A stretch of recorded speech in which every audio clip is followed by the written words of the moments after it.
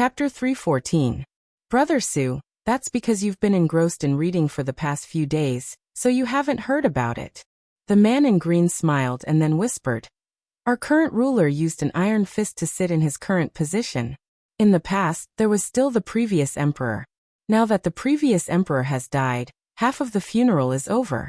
Those vassals are beginning to stir. Brother, is what you said true? The man in blue was a little surprised. The man in green said mysteriously, I heard all this. Didn't I go to Qing City a while ago? I happened to meet two officials who were drinking and heard it from them. That's too scary. What should we do? If there's a war, the ones who will be hurt the most are us common people. The man in blue looked panicked, as if a storm was coming. The green-robed man patted him on the shoulder. What's there to worry about? We'll just be monks and strike the bell every day. At worst, we'll escape to a safe place and come back when the war is over. Anyway, whoever becomes the emperor has nothing to do with us as long as the world is peaceful. When Chu Qingyan heard this, she sighed in her heart. In the hearts of the common people, eating was the most important thing. They would support whoever was in power, as long as they didn't have to worry about food and clothing. This was the tragedy of power politics. Big Ice Cube, it sounds like Junlan isn't as peaceful as it seems on the surface. Chu Qingyan turned to Xiao and said. Yes. The previous emperor of Junlan had 5 or 6 brothers. He used extreme means to ascend the throne. So these brothers were happy on the surface but not convinced in their hearts. Because he didn't ascend the throne properly, it was difficult to convince the masses. So the previous emperor could only put these brothers on the land to appease the court officials. After all this was done, the power of the vassals had already grown. Until the previous emperor died, these vassals kept each other in check. When the new emperor ascended the throne, these people began to be restless. In fact, it's normal because this is politics. Xiao didn't want to explain so much. Although the parenting manual said that a girl only needed to know how to play the zither, chess, calligraphy, and painting, he still felt that his people should be well-rounded and shouldn't be restricted to women's boudoir skills. So he explained the situation in Junlan to her. Chu Qingyan listened to Xiao words and combined with the chatter of the tea-house guests, she roughly knew what kind of situation Junlan was in. Extreme measures? That was to say, the throne did not belong to him, but he took it. It went without saying that there was some kind of conspiracy involved, and it was certain that it would arouse public anger. Moreover, the late emperor of Junlan was disrespectful and had countless concubines in his harem. He even reached out to the wives and daughters of his ministers. He was simply a beast. And this new emperor not only had to deal with the mess left by his father, but also had to face the covetous uncles. It could be said that he was besieged on all sides, because the vassals who had been saving their strength for so long would definitely look for an opportunity to make a move. Although she sympathized with the former emperor, Chu Qingyan was more worried that they would encounter internal strife on their journey and be dragged into it. If that happened, their journey would be delayed again. Hualing, inform the others that we will set off after we finish our meal, and strive to reach the next town early tomorrow morning. Xiao put down his chopsticks and ordered in a serious tone. Chu Qingyan nodded slightly. Big Ice Cube's order was exactly what she wanted. It was better for her to leave this country as soon as possible. Now, she wished she could grow wings and fly away from this country. However, she had studied the map. If she wanted to reach Jiang country as soon as possible, she could only walk in a straight line across the entire Junlan. Then, she would inevitably enter the most prosperous capital of Junlan. She hoped that the internal strife would not start by then. Everyone began to eat in a hurry, because they had to fight for time on their journey. At this time, the people at the other table began to discuss again. Do you know that our new emperor's younger sister, Princess Zime, is now 16 years old? It seems that it's time for her to get married. An old man stroked his beard and said unhurriedly, I heard that Princess Zime is as beautiful as a flower. She is the #1 beauty in Junlan. I wonder which family's good man has such good fortune? A burly man laughed. His eyes rolled, and he looked like he was drooling. Another young man laughed and said, That must be a noble young man from a famous family. How can we commoners have such good fortune? What's so good about being the emperor's son-in-law? Do you remember the previous emperor's younger sister, Princess Royal Fu? Other than her own emperor's son-in-law, how many male companions did she have in her harem? I heard that you can't even count them with 2 hands. Someone interrupted. You are a typical case of sour grapes when you can't eat them. I heard that our Princess Zime already has someone in her heart. It seems that he is a general from some country. It happened 2 years ago, so I can't remember clearly. Another busybody said. Hey, why do you care so much? What does it have to do with us commoners? Another person said. Thus this topic was changed. Chu Qingyan was very curious about this Princess Zime. After all, women were more gossipy about such matters. Unfortunately, these people had changed the topic. Princess Zime, Master. Hualing frowned and could not help but blurt out. However, when he dared to say it, he was suppressed by his master's gaze. Don't gossip about people. Xiao Su glanced at him indifferently. Hualing immediately fell silent. Chu Qingyan looked at the two of them suspiciously. She was about to ask what was wrong with Princess Zime, but everyone was ready to hurry, so she kept quiet. In the following days, everyone traveled day and night regardless of rain or shine. The 10-day journey was compressed into 6 days, and they arrived at the capital of Junlan. Although there were no twists and turns along the way, and there was no internal strife in Junlan, the closer they got to the capital, the more tense the atmosphere became. However, no one took it to heart. As long as they passed through the capital, it could be said that they were far away from the center of the whirlpool. The security in the capital was stricter than in other cities. There were even more soldiers at the city gate checking passers-by than in other cities. Each of them had a serious expression and were extraordinarily powerful. The inspection process was also more complicated. The group was questioned for a long time before they were finally allowed to pass. Chu Qingyan heaved a sigh of relief. Just as she was about to turn around and call for her father to follow, a group of soldiers suddenly appeared out of nowhere. They held long spears and surrounded the group of them. The group of soldiers quickly gathered together, and Chu Qingyan's heart was in her throat. The general in charge of checking the passers-by saw this and immediately ran over. What is this? I have already checked these people. There is no problem. Lordly, please take a look at this token. The leader showed the token in his hand. The general immediately understood. So it was an order from that person. Then I won't delay this colleague from handling the case. Please continue. Chapter 315. Before Chu Qingyan could clearly see what was written on the token, it had already been taken away by the officer. Everyone come with this lowly official. The blue-robed officer said to Xiao Su and the others. Everyone was caught off guard by the sudden change. Turin stepped forward as the steward and asked politely, May I ask this officer? We just came from Sichuan and did business dutifully. We haven't done anything outrageous. Please give us an explanation for arresting us for no reason. The blue-robed officer's face stiffened. If you want an explanation, you'll know when we get there. This officer, you don't have any evidence and won't give an explanation. Don't you think this is too overbearing? You're simply bullying us foreign commoners. Hualing spoke without thinking and said with a displeased expression. My master said that if you don't think the matter is too big, then go ahead and make a fuss. The blue-robed officer didn't seem to be worried that they wouldn't obediently follow him. Chu Qingyan's eyes hardened when she heard this. Their group had concealed their names and traveled thousands of miles to come here.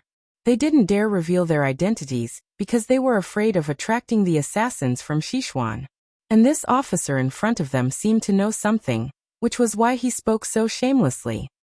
Big ice cube. Chu Qingyan turned her head, wanting to ask Xiao Su for his opinion. At this time, Xiao Su raised his hand to call back Turin and Hualing. He said to the blue-robed officer, We'll go with you. At least you're tactful. Master said that you didn't need to wear chains, so you obediently surrendered. Sure enough, it's as Master said. The blue-robed officer sneered and waved his hand for his subordinates to take them away. Chu Qingyan watched as the carriage was seized and the others were chased into the carriage and driven away by the officers. She felt very upset, but it was useless to say more now because these people clearly came for them. She didn't know what was waiting for them in Junlan. Chu Qingyan felt the uneasiness in her heart grow stronger. Hualing looked at the officers in front of him and asked Turin in a low voice, "Who do you think sent these people?" When he raised the token, I took a look at it. It looked like the token of Princess Zime's residence. Turin's face revealed a worried expression. Something like this happening at this critical juncture was simply one disaster after another. I guessed it was her. Otherwise, who would dare to detain us so openly? Hualing was a bit disdainful. I never thought that after 2 years she still wouldn't give up on Master. Don't gossip about people. Turin repeated his master's words to him. Hualing narrowed his eyes and gave a cold snort. He didn't believe that he wasn't thinking the same thing. Chu Qingyan, who was sitting in the carriage, looked at the surrounding soldiers through the window. She frowned slightly. After lowering the curtain, she turned her head and asked, "Big Ice Block, have you offended anyone in Junlan? It can't be considered an offense." Xiao Su's expression was calm, and his mood didn't fluctuate because of her words. It was just a tactful rejection of a young girl's feelings.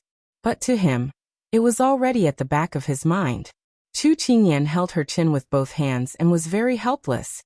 "Big Ice Block, I think you have a physique that attracts hatred easily. From Sichuan to Junlan, there are always people who want to make trouble for you." Xiao Su nodded seriously. "Indeed, my life hasn't been smooth sailing." Chu Qingyan was amused by his serious appearance. "Big Ice Block, your skill at telling dry jokes is getting better and better. All roads lead to the same destination." She still laughed happily. The blue-robed officer heard the laughter coming from the carriage and was a bit surprised. They were already in this situation, yet they were still in the mood to joke. It had to be said that the people his master had captured were quite brave. However, his master had instructed him not to beat, scold, or punish them. He didn't know what status these people had to be able to gain his master's favor. The carriage quickly left the busy city and went towards a quiet road. Along the way, there were large gates and courtyards. With a glance, one could tell that they were all wealthy families. The blue-robed officer took them around 2 streets, and then went towards an even more luxurious street. Whoosh! The carriage stopped. "Please get off the carriage." The blue-robed officer changed his tough attitude from before, and said politely, "After all, these people were invited by his master, and couldn't be neglected." After Chu Qingyan got off the carriage, she found that they were standing next to a side door behind a high wall. The saffron side door was already open and waiting for them to go in. Since they were already here, they didn't have any plans to be timid. Chu Qingyan and everyone stepped into the courtyard, and the side door was closed a moment after they came in. At this time, a housekeeper and a mama stood in front of everyone. "You have come from afar. Coincidentally, my master has yet to return from the palace. However, my master has instructed us not to neglect you, so I would like to invite you to follow Nanny E to see where you will be staying." Although this housekeeper was old, his shrewd appearance could not be underestimated. "Esteemed guests, please follow this old servant," Imama said from the side. This Mama E looked to be in her 40s or 50s, but her skin was well maintained. She looked like she was pampered and had a rigid expression.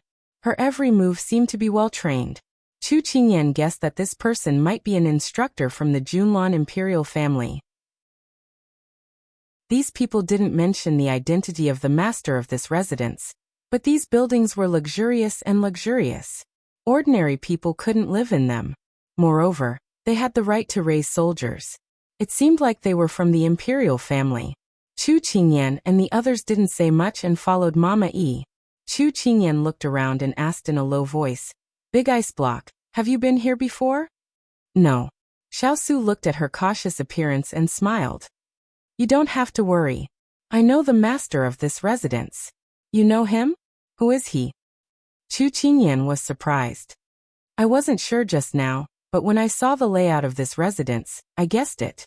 Junlan respected etiquette very much, so from worship and funerals, down to food and daily life, there were social laws and regulations and behavior rules. The building of this manor had already exceeded the area that the court officials could live in. Coupled with this person's methods of doing things, it was not difficult to guess. Xiao Su said indifferently, "You're the one who heard the most gossip along the way." Chu Qingyan felt her cheeks heat up when Big Eye's block pointed out that she had been obsessed with gossip. However, she quickly reacted. Princess Zimei? The sister of the new emperor of Junlan from the same mother? Now, besides the empress, she was the most honorable woman in Junlan. Xiao nodded. Chu Qingyan was shocked. She felt as if a rumored celebrity had suddenly become close to her life. But although she was surprised, her mind began to work. This Princess Zimei had brought them to the residence for no reason. What did she want? Thinking of the news she had heard in the tea house, Chu Qingyan looked up at the person beside her. Suddenly she had a bad feeling. Chapter 316. Could it be that the rumored general that Princess Zimei admired was? Chu Qingyan looked at the person beside her, who was always cold and calm no matter when and where, and felt a little uncomfortable. At this time she still didn't know what jealousy was. She only felt a little uncomfortable in her heart, but this kind of discomfort couldn't be told to others. Xiao noticed that something was wrong with her and lowered his head to ask, "Are you uncomfortable?" Chu Qingyan seemed to have been exposed and immediately shook her head. Xiao saw that her eyes were flickering and wanted to ask more. But he knew that this was not the right place, so he stopped the thought. "Honorable guests, this is the place where you will rest for the next few days. There will be a special servant girl to take you in," Imama said as she led everyone to a gorgeous courtyard. Chu Qingyan glanced around. She had to say that the owner of this courtyard was really generous. All the decorations were exquisite to the smallest corner. Whether it was the flowers, trees, or the buildings, they were all extremely magnificent. Just as Chu Qingyan was about to pull Xiao into the room, Imama stopped Xiao with a smile. "Honorable guest, your room is not here. Master has other arrangements." Her smile was just right, but it seemed to be a fake one. Chu Qingyan stepped forward. "Why is my cousin not with us? What do you want to do?" Chu Qingyan's question didn't get Imama's attention. It seemed that in her eyes, Chu Qingyan and others were lowly commoners, and only Xiao could make her treat them differently. Nanny ignored Chu Qingyan. Instead, she bowed to Xiao and said, "The master's arrangements are not for us to know. Young master, please do not make things difficult for us." Xiao expression didn't change much when he heard this. He raised his hand and patted the little fellow's shoulder, indicating that she shouldn't act rashly. Then he said to Imama, "Please lead the way." Nanny was very satisfied with Xiao's tactfulness. She said, "Please," and led the way. Cheng Yanluo stepped forward and put her arm around Chu Qingyan's shoulders. She chuckled softly and said, "Little girl, don't worry. What's yours will always be yours. Don't worry too much." Chu Qingyan was exasperated and amused at the same time. "Sister Yanluo, what are you talking about? I don't understand. And why don't you look worried at all? Your big ice cube isn't a child. Moreover, judging from the attitude of these people, they are treating him as a distinguished guest. If we travel with him, we can bask in his glory. No one will dare to make things difficult for us." Cheng Yanluo didn't care about the current situation at all. It was rare for her to be able to enter a place where royalty lived. Of course, she wanted to experience it properly. All right. He had no choice but to lower his head when he was under someone else's roof. Chu Qingyan could only follow the arrangement of the master she had never met. They were staying in a courtyard.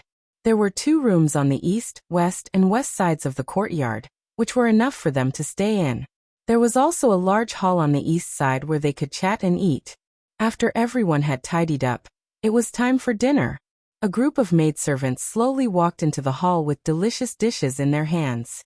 Their movements were light and graceful, and they walked quietly. It wasn't hard to imagine how strict the rules of this mansion were. Even the smile on everyone's lips was exactly the same. If they didn't look so different, I would have thought that they were made from the same mold. Cheng Yanluo smacked her lips and complained. If they are from the palace, they have undergone training. They are more well-behaved than the servants in the mansion. Chu Qingyan replied casually. Her mind was elsewhere. She glanced at everyone. Almost everyone had arrived, but she didn't see Big Ice Cube. She turned to one of the maidservants and asked, "Do you know where the young master who came with us is having his meal?" The maidservant shook her head. I don't know. Please enjoy your meal. Thus, the group retreated. Qing Yanluo poked her arm.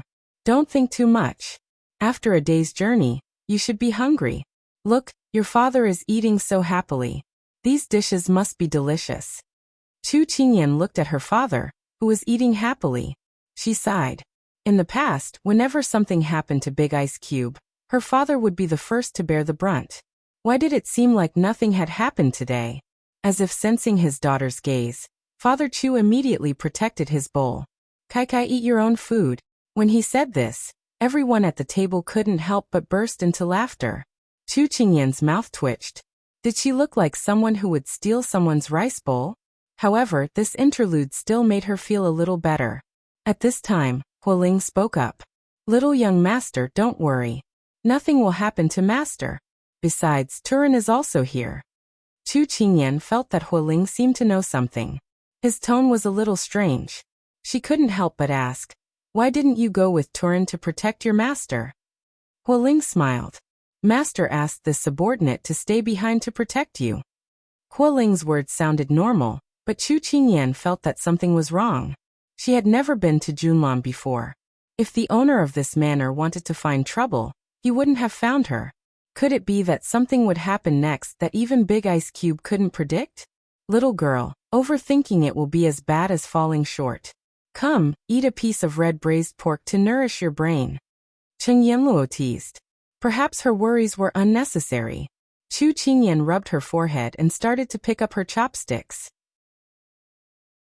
Before everything was clear, it was better for her not to let her imagination run wild.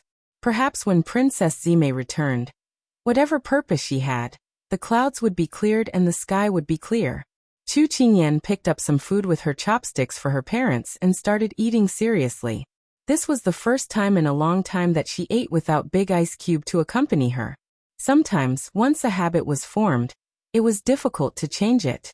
The curtain of night had just fallen, and specks of light suddenly lit up the streets of the capital. A gorgeous carriage came out of the palace gates and began to rush towards the princess's residence. Soon, they arrived at the princess's residence where Chu Qingyan and the others were staying. Imama had already brought some people to wait at the entrance. When the carriage stopped, a maid placed a small wooden stool beside the carriage. Imama stepped forward and lifted the curtain. Master, you're back. The person in the carriage replied with a pleasant voice. A white wrist answered and took Imama's outstretched hand. Then, she slowly walked out. A lake blue palace dress cascaded down as she bent over. The golden silk on top reflected the light from the two lanterns in front of the residence. It was brilliant and dazzling. What was even more amazing was that beautiful face with eyebrows like willow leaves and clear phoenix eyes. Where is he? After landing, Junmei asked with a smile. He has been arranged in Luoyan courtyard according to your instructions. It's very close to your courtyard, Imama replied. That's good. This consort will go over now.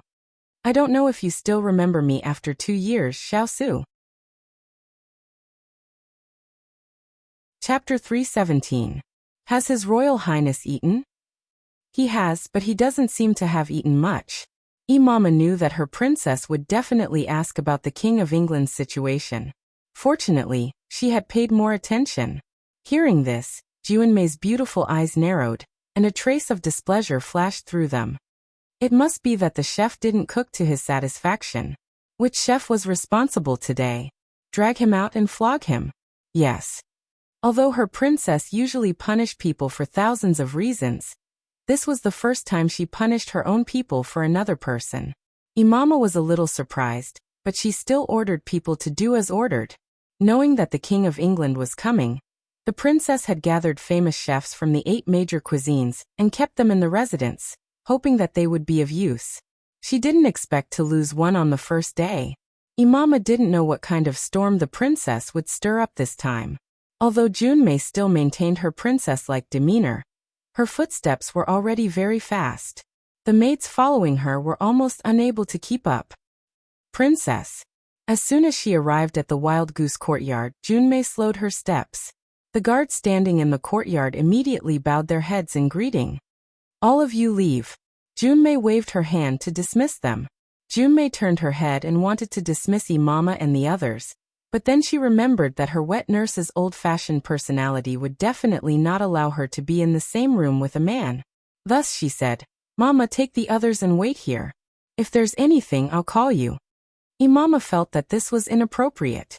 She pursed her lips and wanted to say something, but when she saw her princess's peach blossom pink face, like a young girl in love, her words choked in her throat. She could only accept the order and retreat to the side. Junmei walked to the door and raised her hand to knock, but then put it down nervously. She looked down at her clothes to see if there was anything wrong. At this moment, she was a little regretful. She had just returned from the palace. She should have returned to her room to bathe and change into new clothes before coming to visit. Forget it.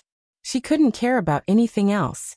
After gently knocking twice, she reached out and pushed the door open. Seeing her princess so nervous, Nanny was a little surprised. As the beloved princess of Junlan, no one dared to be treated like this by the princess except for the emperor. And the princess must have done as she pleased. She had never been like this before. She couldn't help but re-evaluate the status of the people in the room. Xiao Su, who was standing by the window, was not surprised at all by the guests in the room. "Princess, long time no see." As soon as Junzi entered the room, she searched everywhere for his shadow. It wasn't until she met his eyes that she realized that after so many years of yearning, she had finally found the source of her illness. "Why are you dressed like this?" In his impression, he was a cold and aloof general who wore a silver mask. At this moment he was dressed in casual clothes. Without that square mask on his face, his facial features were also very ordinary. However, she knew that this was the person she had been waiting for 2 years. "Your Highness, you should know the reason." Xiao Su's tone was calm. He did not give her preferential treatment because of her identity. Junmei smiled slightly. Of course she knew. If she didn't know, why would she let her subordinates threaten them? With Xiao Su's temperament, if he hadn't been controlled by someone, how could he be so easily threatened? Junmei ignored his words and slowly walked up. Her eyes were filled with affection. She said tenderly, "Your Highness, 2 years have passed. Do you still remember when we met at the border?" Xiao Su's tone was cold. "Back then, Your Highness disguised as a woman to infiltrate your country's military camp, and was caught by your brother. Both armies have heard about it." Junmei shook her head. At that time, she felt that women did not lose to men. She was dissatisfied with her imperial father's decision to only send her imperial brother to battle, so she secretly followed him. She wanted to prove to her imperial father and imperial brother that women could also make a name for themselves. Unfortunately, she was sent to guard the provisions by a deputy general who did not know her identity. That night, she encountered Xiao Su, who had raided the camp at night. Xiao Su led his fierce cavalry into the enemy's army of 100,000. They entered a place with no resistance and burned all the provisions. She couldn't stand by and watched, so she went forward to fight. However, she was knocked to the ground by a sword. Her helmet fell to the ground, and her black hair fell to her shoulders, revealing her true appearance. And it was at that moment that Imperial brother called out, "Imperial sister," revealing her identity. The sword that was about to reach her neck stopped an inch away, and she heard him say, "This prince doesn't kill women." When he finished speaking, he withdrew his sword. His voice was as clear as water. She absent-mindedly raised her head. In that instant, she saw him like a god under the moonlight. With one glance, she remembered his eyes, which were even more beautiful than the stars. But at that time she resented him. She resented him for embarrassing her and exposing her identity. "Xiao Su, this princess isn't done with you." When she was helped up, she fearlessly shouted.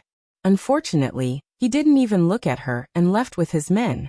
Junzi turned to look at him with a hint of disappointment in her eyes. It was clearly a meeting between the two of them, but why did it sound as if he had completely removed himself from it? "Your Highness, don't you feel ashamed to face this princess? If you hadn't exposed me back then, my identity wouldn't have been exposed so quickly." "Is that so? This prince has already forgotten." Xiao Su's tone was still very calm. He didn't feel any change in his emotions because of the other party's coquettish rebuke. Junmei frowned. This wasn't the reunion she had imagined. She thought he would be very happy to see her. Why didn't he have any reaction at all? Your Highness, you don't remember, but this princess remembers. I still remember sneaking into your military camp, but I was discovered by your subordinates. They brought me to you, but you didn't listen to your aides and tied me up as a hostage. Instead, you sent me back to the enemy's camp. At that time, my imperial brother was very surprised by your actions. It was also at that time that she thought he was interested in her, so she didn't make things difficult for him. Xiao Su raised his eyebrows. At that time, he had already found a flaw in Junlin's army. He didn't need to do anything unnecessary. He also disdained using hostages. Moreover, his goal wasn't just to win this battle. He also wanted Junlan to sign a non-aggression clause. There was no need to shed all pretense of cordiality. It was just that he didn't like to explain so much to insignificant people, so he remained silent and didn't speak. Junmei, who was immersed in her own fantasy and budding amorous feelings, didn't notice at all that he was ignoring her. She continued, "By the way, ever since my imperial brother fought with you, he has admired you very much. If he knows you're in my residence, he probably can't help but come looking for you. But don't worry, I won't let him know of your existence." She had other motives. She couldn't let her imperial brother get in the way. Princess Zime. After listening to her nonsense, Xiao Su felt that his patience had reached its limit. "What do you want to say to me?" Junmei, who had prepared a bellyful of words, heard him speak. A faint blush appeared on her cheeks. Her hands were intertwined, and her shyness was obvious. Chapter 318. Xiao Su looked at Junzime and said calmly, "Princess, when will you let us go?" Her pounding heart suddenly shrank. Junzime looked at him in surprise. She thought he would tell her how much he had missed her for the past 2 years, but the truth was that he couldn't wait to leave. "Your Highness, do you not want to see Zime that much?" Junzime asked word by word. "Is it important whether I see her or not?" Xiao Su couldn't understand Junzime's train of thought. Just like what the little fellow said, they couldn't understand each other. Junzime's eyes flashed with hurt. How could he say such hurtful words so calmly? "Your Highness, do you remember that when the 2 armies returned, I had someone give you the token and a message that whenever you wanted to come to Junlan, you could come and go freely with the token? Why haven't you been to Junlan in the past 2 years?" Junzime asked, feeling wronged. Her phoenix-like eyes were watery, and she looked innocent and lovely. If it was any other man standing in front of her, he would have gone forward to comfort her. But the person in front of Junzime was none other than the cold and aloof god of war, Xiao Su. "The token is precious. I have already sent someone to return it to your royal brother, and asked him to pass it on to the princess." When he heard Turin's report, he only glanced at it and waved his hand to ask him to return it. Now whether the token was returned to Junzime or not was not important to him. What? Junzime's eyes widened. How could this be? Why didn't her royal brother tell her? Was he afraid that she would be sad? "I only found out about the token being returned now, but I waited for you for 2 whole years. Your Highness, don't you think that as a gentleman, you should make up for your mistakes?" Junzime looked at him with grievance and stubbornness. The result of the token was already like this. She couldn't change it, but she had to seize the opportunity and use it to make him feel guilty.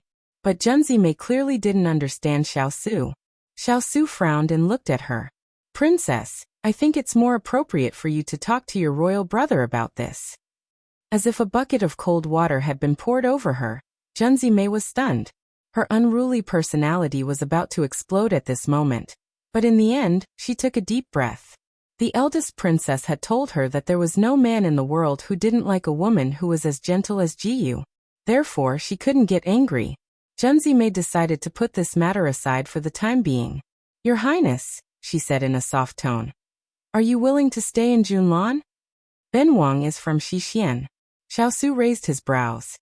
"No matter when, this is a fact that cannot be changed." Junzime shook her head and tried to persuade him. "Your Highness, don't think that I don't know. In fact, your status in Xixian Kingdom is not even comparable to a prince born from a concubine in the cold palace. She can still live without worry. What about you? You have a status but always do things that are strenuous and unrewarding. What's so good about Xixian that it's worth you working so hard? Why don't you come to Junlan? My royal brother admires you. If you stay, he won't treat you unfairly. She had heard these words from her royal brother. In the past 2 years, she had asked around about him, and even planted people in the Sichuan. Otherwise, how could she have found out about him so easily?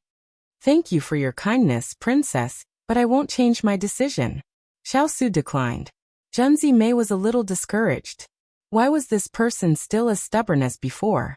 But she quickly pulled herself together. She wasn't in a hurry because there was plenty of time for him to change his mind. Let's not talk about those things. Today is the first time we've met after being separated for 2 years. It's a day worth remembering. I've already ordered people to prepare a table full of good food and wine to celebrate our reunion. How about it? No, it's getting late. Princess, you should go back and rest early. We'll meet again another day. After this conversation, when it came to leaving, she changed the topic. Xiao knew that she had no intention of letting them go. Since that was the case, he didn't have to deal with her anymore. Junzi Mei choked. As a princess, no one had ever dared to refuse her request. But the person in front of her had repeatedly refused her. It would be a lie to say that she wasn't angry. But this was the first time they had met after being reunited. She didn't want the two of them to have a conflict. Perhaps it was because they hadn't seen each other for 2 years, and their lives had separated. As long as she was given time, she wasn't afraid that he wouldn't be moved by her. Okay, you've worked hard. Rest early. I'll come to see you tomorrow. Junzi Mei smiled and left the room. After the door was closed, Junzi Mei stood on the steps with an unsightly expression. Princess. Imama stepped forward and sensed that the princess wasn't in a good mood. Where are the people who came with the King of England arranged to stay? Junzi Mei had changed from her timid and lovable appearance in front of Xiao.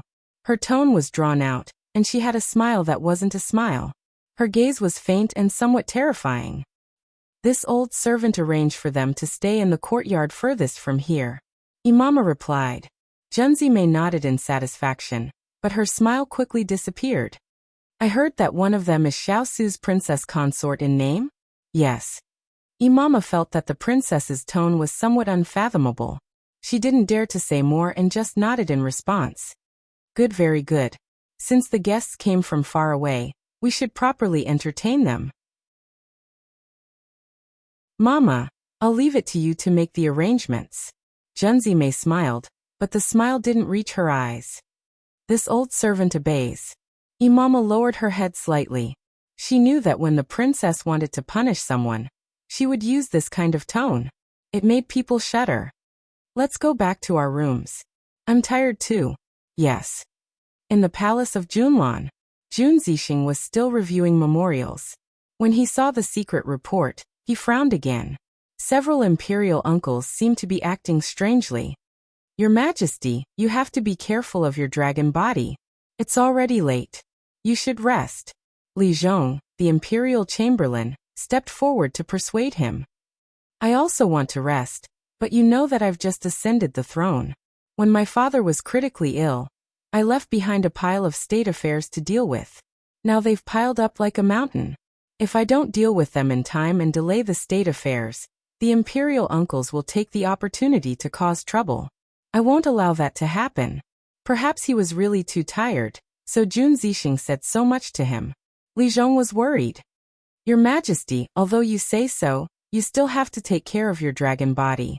Jun Zixing rubbed his eyes and thought of something. He asked casually. Did something happen in the princess's residence today? During dinner, he felt that Zi Mei was a little absent-minded. At that time, his mind was full of state affairs, so he didn't ask much. Only now did he remember. I heard that the princess sent people to detain a group of peddlers from Sichuan today. I don't know how these people offended the princess. Li Zhong didn't want to say these things to add to His Majesty's worries, but since His Majesty asked, he answered truthfully. Oh, from Sichuan? Jun Zixing narrowed his eyes. Secretly send people to investigate these people's identities. Don't let the princess find out. Yes. Li Zhong didn't know why His Majesty suddenly gave this order, but he could feel that His Majesty seemed to be in a good mood. Chapter 319. After Junmei left, Turin appeared. Where did you go just now? Xiao Su glanced at him. Turin coughed softly. If I were here, I'm afraid that Princess Zime would feel uncomfortable. In fact, what he wanted to say was that if he were here, the unruly and willful princess would do everything possible to make him leave. Rather than that, it was better for him to take the initiative to avoid her. Nonsense. Xiao Su knew his subordinate well. He just scolded him lightly and didn't say anything else. Turin saw his master frown and smelled the fragrance in the air. He immediately understood. He had been by his master's side for many years and knew that he hated the smell of rouge the most. So he walked to the windowsill and pushed it open. The night wind blew in through the open window, blowing away the strong fragrance of rouge. Xiao Su's expression softened. He walked to the table and sat down. Have you contacted the wind department? I've already contacted them, but the princess's residence is heavily guarded. They don't dare to act rashly. Turin's brows were a little worried. The wind division was also a part of the fierce cavalry, but because they did not follow their master after training, they were scattered in the surrounding countries of Xixian nation. Usually they would not be used casually, unless it was a critical moment, then they would be used. Moreover, the scattered fierce cavalry did not contact each other in order to hide their identities. Xiao Su was deep in thought. His fingers tapped on the table. Yes, let them wait and see. Don't act rashly. I'll think of a way to leave. Back then, the wind department had spent a lot of effort to plant in Junlan.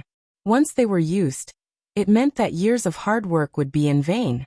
If his skills hadn't been restrained by the snake's kiss poison, and couldn't be used casually, this small princess's residence wouldn't have been a problem at all.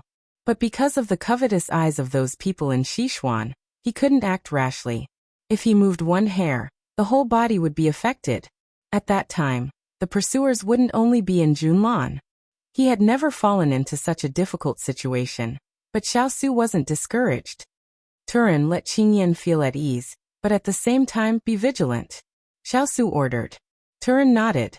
Before falling asleep, Chu Qingyan received a message from Big Ice Cube. She breathed a sigh of relief. An excion meant that she didn't have to worry about the trip to Jiang country. Vigilance meant that she had to be careful of the people in the princess's residence. After Turin finished talking, he was about to leave through the window, but the young princess stopped him. Is there anything else, young master? Turin was a little confused. Yes. Chu Qingyan walked to the table, picked up the brush and dipped it in ink. After thinking for a moment, she drew on the paper, blew it dry, and handed it to him. Turin didn't read the content inside. He folded it and left. When Xiao Su opened the piece of paper, he was a little confused at first, but soon a smile appeared in his eyes. What a mischievous kid. Under the candlelight, the drawing on the paper was exceptionally clear. On a plate was a piece of tofu.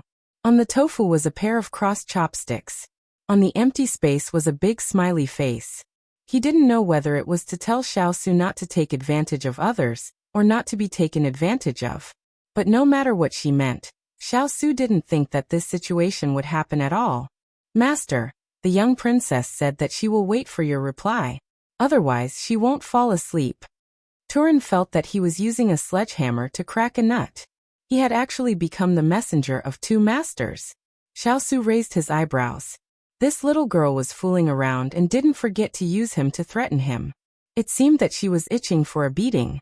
He didn't need to reply to her childish behavior, but he still picked up the brush and wrote a sentence on the paper. Then he asked Turin to bring it over. When Turin knocked on the window, Chu Qingyan felt that her upper and lower eyelids were about to fight. After she took the letter from Turin's hand, she couldn't wait to open it. She saw a sentence written on it. 100 pages. What the hell? Punish her to write big characters. Was there a mistake? 100 pages. Her hand would break, okay?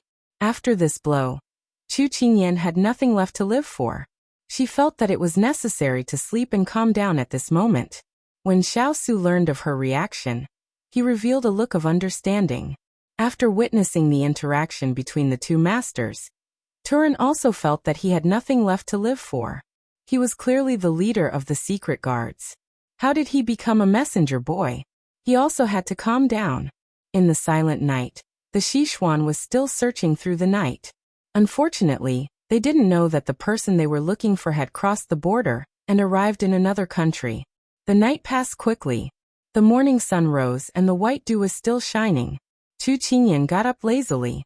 During this period of time, they had been hurrying on the road and hadn't had a good rest. She was worried that they would encounter a coup d'état in Junlan. But she didn't expect that they were still destined to suffer this ordeal. So last night, she didn't think too much about it. She enjoyed the treatment in the princess residence to relieve the fatigue of these days. Hearing the movement in the room, Xining walked in with a basin of water.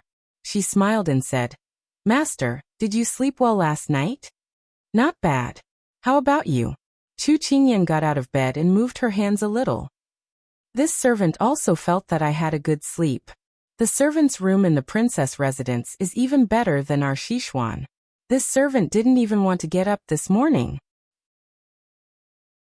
Xining rubbed the brocade cloth and turned to hand it to her master. Hearing this, Chu Qingyan's face stiffened. "Xining, are you blaming the prince's residence for not treating you well?" Xining knew that she had misspoken and hurriedly apologized. "This servant didn't mean that. Master, don't be angry." Seeing her flustered appearance, Chu Qingyan couldn't help but laugh. At this time, Xining was stupid if she couldn't tell that her master was teasing her. She stomped her feet. "Master, it's fine that Jean Xian ignores this servant, but now you're teasing this servant. This is too much." Chu Qingyan held her shoulder and said with a smile, "Little girl, do you know what I'm looking forward to in the future?"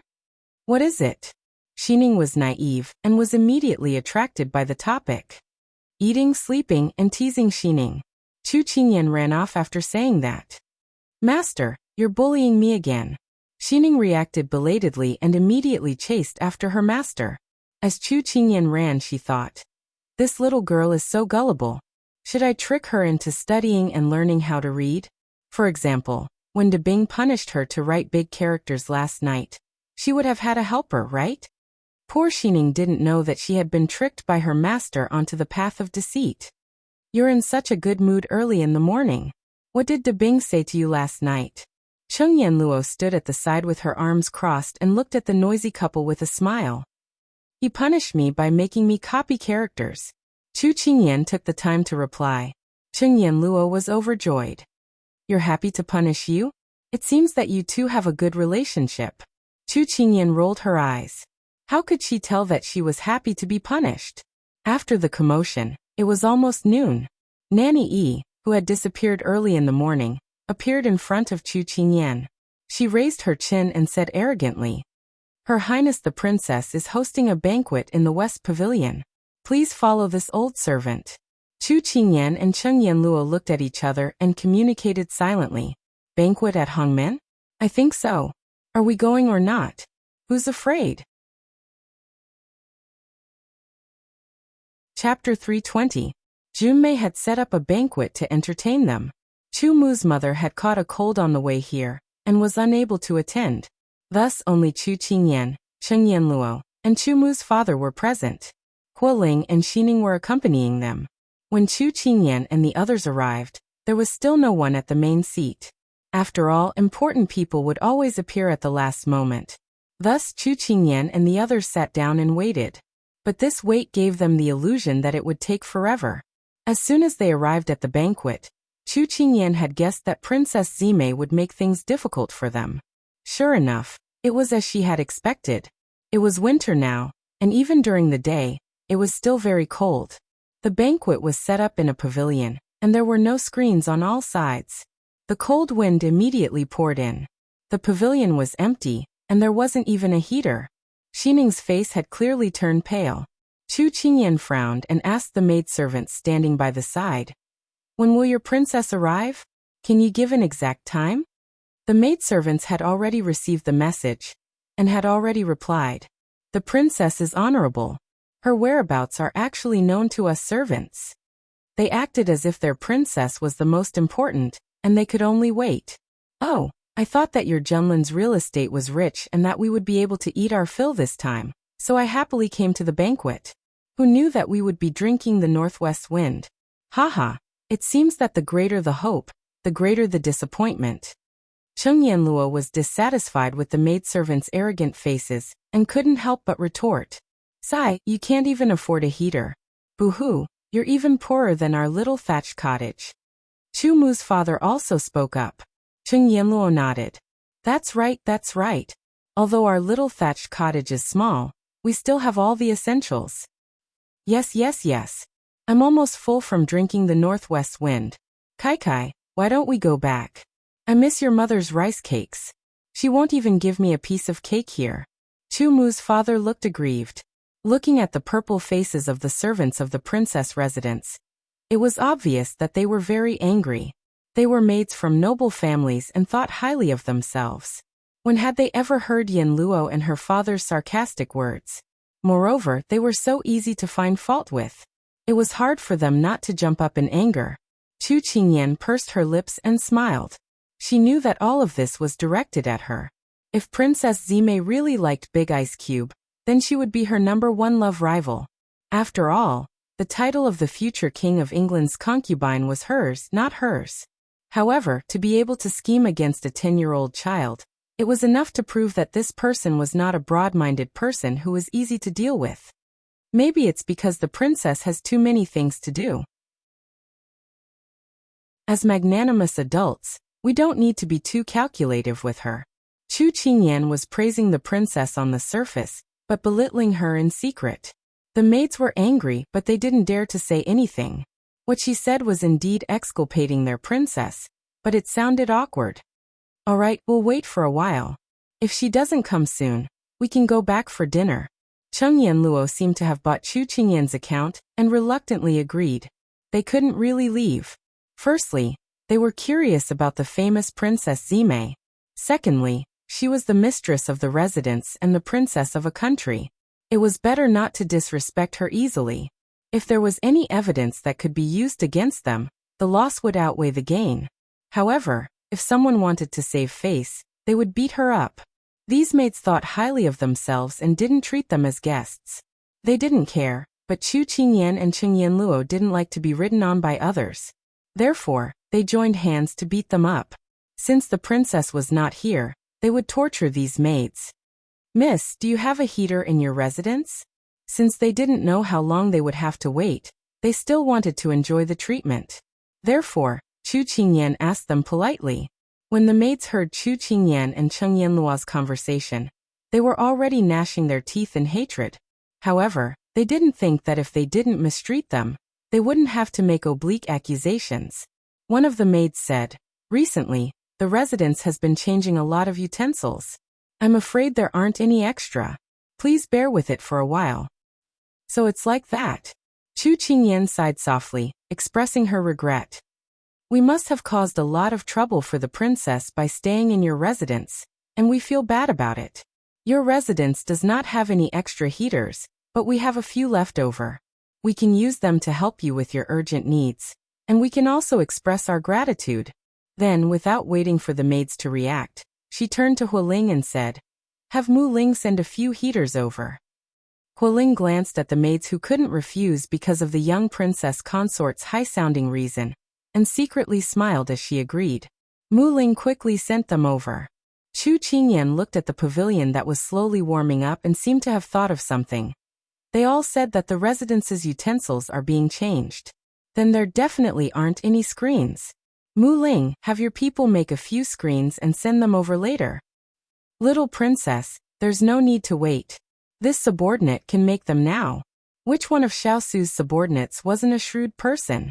They knew that the other party was holding today's banquet in order to suppress the young princess consort's momentum. When they heard Hualing's description, they already had people prepare cloth.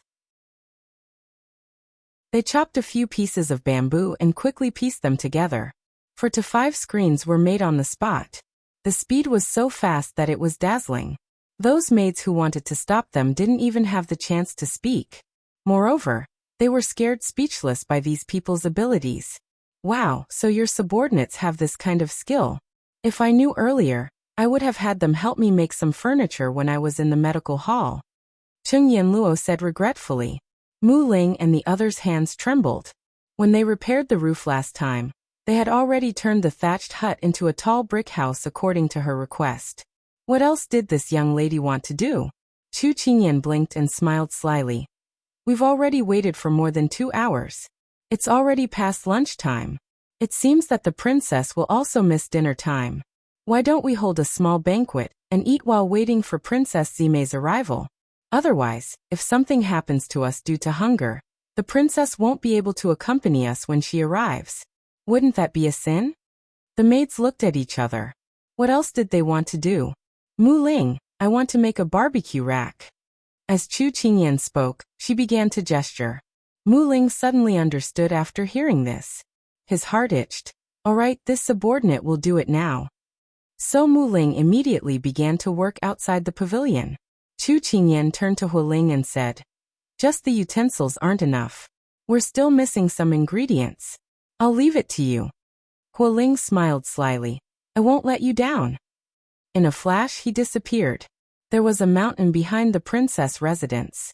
It was said that aside from fierce beasts, there was everything one could think of. The barbecue rack was ready. Fish, rabbits, pheasants, and pigeons were all prepared. Cheng Yanluo rolled up her sleeves. Her eyes were filled with interest as she said, leave these to me. You can just wait to eat. She already knew how to use these things. When she was gathering herbs, she had roasted many things before, so she was naturally proficient at it. Chu Qingyan smiled. The pavilion had already warmed up, so she would just leave it to Yanluo and the others. At this time, she saw a maid lift her skirt and leave the pavilion. She knew that she was going to deliver a message. Chu Qingyan ignored her. She was afraid that Junmei wouldn't come. If she didn't come, who was she putting on this show for? Chapter 321. In a warm pavilion, Junzime personally poured a cup of hot tea for Xiao Su and smiled sweetly. Your Highness, I asked the chef to make lunch according to Sichuan's cuisine. I don't know if it suits your Highness' taste. Thank you for your concern, Princess. Xiao Su replied casually. If Junzime hadn't said that she would invite Qingyan and the others over at noon, he wouldn't have agreed to the lunch banquet. However, he didn't expect to see Qingyan and the others after waiting for a long time. Moreover, Turin was nowhere to be seen. Princess, you can let my subordinate in, Xiao Su said before Junzime could speak. Junzime's face stiffened. She had finally managed to get someone to detain his all-powerful subordinate, but she didn't expect him to find out. However, the women of Junlan had never been shy. Since she had been exposed, she didn't feel embarrassed. She raised her hand and let the people let him in. After Turin came in, he bowed to Xiao Su.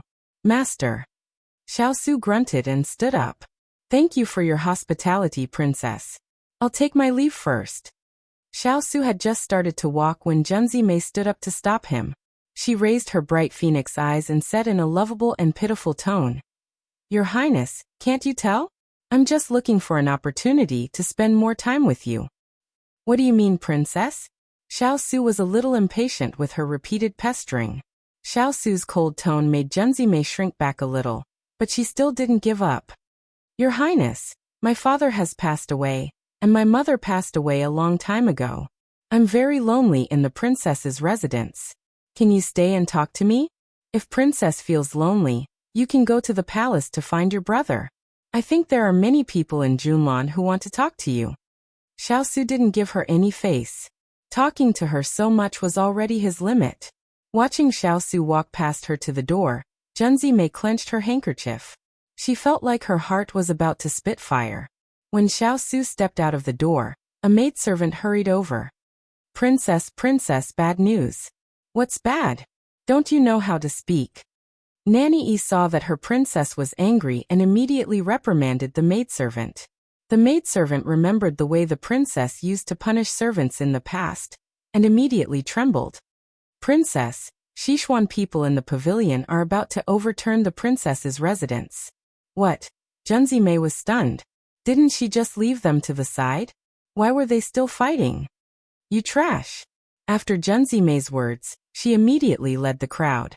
When Xiao Su heard this, he stopped in his tracks and turned around to follow Gentleman Beauty and the others. He knew that this little fellow of Xishuan of course would cause she of Xishuan of this residence of course. Out of the corner of her eye, Junzi Mei saw the shadows of Xiao Su and the others. It seemed that he was concerned about the princess who was yet to be married. Her expression suddenly turned ugly. Before they even reached the pavilion, Junzi Mei and the others saw a thick cloud of smoke rising. Everyone was shocked. These people couldn't have burned down her princess's residence, right? Junzi Mei immediately quickened her pace, not daring to delay any longer. When they arrived, they saw a group of people singing and dancing in the pavilion. It was very lively. What kind of drama was this? When one person saw them, he waved the fork in his hand in a friendly manner. Do you want to try my cooking? If it's not good, I guarantee a refund. Then he held 7 or 8 skewers of red-hot meat in each hand and waved them excitedly. Son-in-law, black impermanence, love to come. If you don't come, I'll eat it all. Junzi Mei looked at the charcoal on the ground and the burning rack. She was so angry that her fingers trembled. Just as she was about to turn to Xiao Su to complain about these people's actions, she saw Xiao Su walk past her and walk toward the group of people. Qingyan, is there no share for this prince? Xiao Su looked at the people who were happily fanning the fire and raised his eyebrows. Huling, eat slowly. Leave some for me. Turin also said with a smile. When Junzi Mei saw that they were ignoring her like this, she was furious.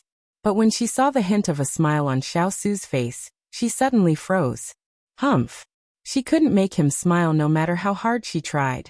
Now that these random things could make him happy, she would let them go for the time being. However, Junzi Mei forgot that Xiao Su's smile wasn't for her. However, Junzi Mei was a princess. Whatever she wanted in her life, she could get it with her fingers. Therefore, in her mind, whatever she wanted was hers. While Chu Qingyan was fanning herself, she saw Big Ice Cube and the young girl walking over together. Although Big Ice Cube was in disguise, it was difficult to hide his elegance. The young girl's twin phoenixes were bright and clear. The two of them stood side by side, a handsome man and a beautiful woman. It was as if they were a match made in heaven. Junzi Mei felt uncomfortable. Thus, Chu Qingyan fanned herself with all her might. Cheng Yanluo, who was seasoning the food, choked on the smoke. She coughed and said, "Little girl, you can be jealous, but don't get the fish in the moat involved." Chu Qingyan rolled her eyes at her. She loved to talk nonsense. But at this time, Big Ice Cube's words happened to ring in her ears. She pretended not to hear. She originally thought that if she didn't see Big Ice Cube today, she would have someone pack a portion of barbecued meat for him. But who knew that he was with someone else and had long forgotten about them? Humph. She decided to ignore him today. You didn't eat much for lunch. The indifferent voice rang in her ears again. Chu Qingyan immediately gave in. You're not full. Chu Qingyan asked instinctively. Then she turned to Yanluo and said, Sister Yanluo, help me roast 2 drumsticks, corn, eggplant and chicken wings. Qing Yanluo rolled her eyes. Who was the one who looked as if she would ignore him even if he beat her to death? She really lost to her. She even ordered so many dishes. She didn't have that many hands. Cheng Yanluo forked a freshly roasted drumstick and stuffed it into her hands. Here, I'll give you a drumstick first. Chu Qingyan blew on it and passed it to him without thinking much. Xiao Su reached out and took it. He glanced at the shiny golden drumstick, but didn't eat it immediately. Instead, he lowered his head and looked at her. You came up with this idea? Chu Qingyan suddenly recalled that she had wanted to ignore him earlier, but she hadn't expected her body to be honest and not react with her brain. That had betrayed her. But at this moment, she was slightly displeased by his question. What else could it be? Where was he when she was being wronged and treated coldly here today? Was he chatting with someone else? He had promised to reassure her, but a day and a night had passed and there was still no news. She didn't even know if she could leave this place. When he heard this, Xiao Su raised his eyebrows. Are you throwing a tantrum? No. Chu Qingyan turned her head away and refused to look at him. Is this Chu Qingyan? An unfriendly voice sounded from outside the pavilion. Chapter 322. As soon as she spoke, she successfully attracted everyone's attention. Junmei was used to being in the limelight, so she raised her head proudly and walked up to the pavilion step by step. The maids on both sides cleared the way for her. Chu Qingyan could already feel the woman's deep malice when she called out her name. She had thought that this woman was as beautiful as a flower, but now, it seemed like she was a rose with thorns. You are. Chu Qingyan pretended to be surprised as she looked at Junmei. She was acting like a 10-year-old child. Junmei looked at Junmei, and found that this legendary consort of the King of England was just so. Junmei's body hadn't fully developed yet. Although she was tall, she only reached Junmei's chin. If Chu Qingyan knew what Junmei was thinking, she would probably roll her eyes. She hadn't even developed yet, and this person wanted her to be like a 15-year-old girl with a full figure, and, if that was really the case, she would probably be captured as a monster. Junmei couldn't help but laugh. Her tone was somewhat sarcastic. As expected of a child, any normal person would be able to guess this consort's identity. Junmei was dressed luxuriously and was surrounded by countless maids. Anyone with a discerning eye would know that she was the master of this residence. However, Chu Qingyan narrowed her eyes. This person was trying to put her in her place. Don't worry. You have your tricks, but I have my ways. Chu Qingyan scratched her head and turned to ask Cheng Yanluo in confusion. Older sister Yanluo, can you guess her identity? Is she the steward of this residence? Cheng Yanluo replied uncertainly, but she was already trying to stifle her laughter. Father must also be a mama. Father Chu agreed. Xining shook her head. This servant doesn't know. Hualing raised his hands. Young princess consort, don't ask this servant. After asking around, Chu Qingyan shrugged helplessly at Junmei. Look, no one can guess. Either we're abnormal, or you're abnormal. But from the looks of it, we should be normal. Junmei's smile had already disappeared when this group of people was talking nonsense about her identity. Now that Chu Qingyan was openly provoking her, her phoenix eyes flashed with anger. How dare you look down on this consort? Men, drag him away and flog him to serve me. As soon as she said this, the maids waiting at the side prepared to carry out the order. Hualing and Turin had already put down the skewers and automatically stood in front of their young princess consort. Princess, you have no right to punish her, Xiao Su's voice. This is Junlan, not your Xixian. Junmei blurted out arrogantly and conceitedly. Xiao Su glanced at her coldly. She is Xishuan's princess consort, not your princess consort. Just based on this, you can't touch her at all. Everyone was stunned by the domineering King of England. Chu Qingyan silently shouted in her heart. Mighty big ice block. Junmei, who had been blinded by anger, finally reacted. She regretted her impulsiveness. She wanted to show her gentle and pleasant side to Xiao Su, not her arrogant and domineering side. This was because the eldest princess had told her that Sichuan women were beautiful in their gentleness, but Junlan women were beautiful in their toughness. So in front of him she restrained her nature. She didn't expect that she would be so angered by Chu Qingyan. She didn't know if Xiao Su would be disgusted by her actions just now. But when she thought of this, Junmei raised her head to look at the person in front of her. That cold gaze instantly shattered her pride as a princess. She couldn't help but say, Xiao Su, don't forget that Sichuan is looking for you everywhere. Once you admit your identity, you will be killed. So here, there is no lord or princess consort. Do you know that? This was a blatant threat.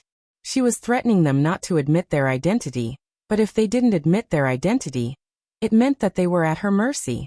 This king will never be afraid to admit his identity because of any situation.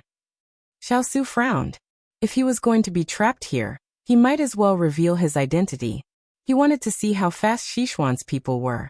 You. Junmei swallowed the words that were about to come out of her mouth. A trace of annoyance flashed in her eyes. How did things turn out like this? As soon as Xiao Su spoke, Chu Qingyan grabbed his hand and shook her head at him. Although she didn't want to admit Junmei's words, it was true that they were in a precarious situation. Once they admitted their identity, the assassins would be on the move. At that time, it would be even more difficult for them to go to Jiang Kingdom. Xiao Su looked deeply at Chu Qingyan. If his martial arts hadn't been suppressed, they wouldn't have had to suffer such grievances. Princess, I said something wrong just now. But the ignorant are innocent. I think you won't bicker with a child like me, right? Chu Qingyan winked at Junmei to show her kindness. She believed that Junmei wouldn't refuse to give her a way out.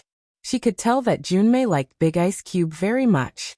Although those affectionate eyes were dazzling, they revealed her true feelings. At the same time, she could tell that Junmei had been forced into a corner just now. Now she was regretting it, so everything could be quickly covered up. Junmei immediately followed her words. This princess is deeply righteous. Why would I bicker with a little girl like you? She was worried about how to resolve this situation. If Xiao Su brought people to make a scene, and her imperial brother found out, she would probably be punished. Although the way she addressed her was unpleasant, Chu Qingyan turned a deaf ear to it. Princess is indeed deeply righteous. You can hold a boat in your stomach. Then Chu Qingyan continued. Didn't you want to hold a welcoming feast for us? Unfortunately, we decided to hold this barbecue feast on our own. Do you want to join us? It's quite fun. You can cook it yourself. The reason she dared to hold a barbecue feast in the princess's residence was because she had experienced the customs of Junlan on the way here. Junlan's name sounded quite elegant. Before she came, she thought that the people here were either elegant young masters or gentle and graceful women from Jiangnan. Unfortunately, after seeing it for herself, she realized what it meant to ruin her three views. Not only were the customs tough, the men were all big and burly, while the women didn't care about trifles. If they took a fancy to a man on the street, they would directly kidnap him home to be their son-in-law. She felt that the barbecue wouldn't cross Junmei's bottom line, so she dared to openly set up a barbecue rack in the princess's residence. It looks pretty good. Then this princess won't be polite. Junmei dismissed the maids and looked at the barbecue rack. As for Hualing, Turin, and the others who were ready to fight, they were dumbfounded from the moment their little princess consort opened her mouth. Why did they feel like they couldn't keep up with the situation? Who could explain how the two of them, who were blazing with fire just a moment ago, could suddenly get along so well? Xiao Su raised his eyebrows, but under the little fellow's secret tug, he finally closed his mouth. Only Cheng Yanluo could see that under the calm surface, the two people were turbulent. Chapter 323. Chu Qingyan knew that Junzime hadn't changed her mind because of her kindness. Everything was just a facade. To be able to send people to detain them in broad daylight, she must have made arrangements and figured out their route. Otherwise, she wouldn't have been caught as soon as they entered the city. Her speed was so fast that it was obvious that although this Junzime had a domineering personality, she was meticulous. She had only lost her composure because she was angered by Lin Mingya. Kai, this owner is so poor. Chu Qian's father mumbled as he took a bite of chicken. Chu Qingyan stared blankly for a moment. Was her father trying to say that this princess was very fierce? Shu, Xining immediately said to Chu Qian's father. Old master, keep your voice down. Otherwise, what if the princess goes crazy again? Chu Qingyan's mouth twitched. Xining wanted to say, what if she gets angry again? She patted her head. Why were the people around her talking so strangely? Could it be that she had led them astray? Big Ice Cube. Chu Qingyan turned to the person beside her with a serious expression. Tell me honestly, what have you been doing today? At this moment, Junzime wanted to walk back to Xiao Su's side. Cheng Yanluo thought that she couldn't let the unruly princess interrupt the little girl's interrogation. Thus, she quickly stopped Junzime. Princess, what do you think of the meat I roasted? Isn't it too charred? But don't you think the fragrance is just right? It's crispy on the inside and tender on the inside. Cheng Yanluo then led her to the pavilion. Junzime couldn't resist Cheng Yanluo's enthusiasm. In order to leave a good impression on Xiao Su, she restrained her temper and didn't explode. Instead, she was led away from Xiao Su's side. Xiao Su's gaze fell on the person in front of him. She had a serious expression on her face, but the charcoal marks on her face ruined the serious atmosphere she wanted to create. He stretched out his hand. Handkerchief. What?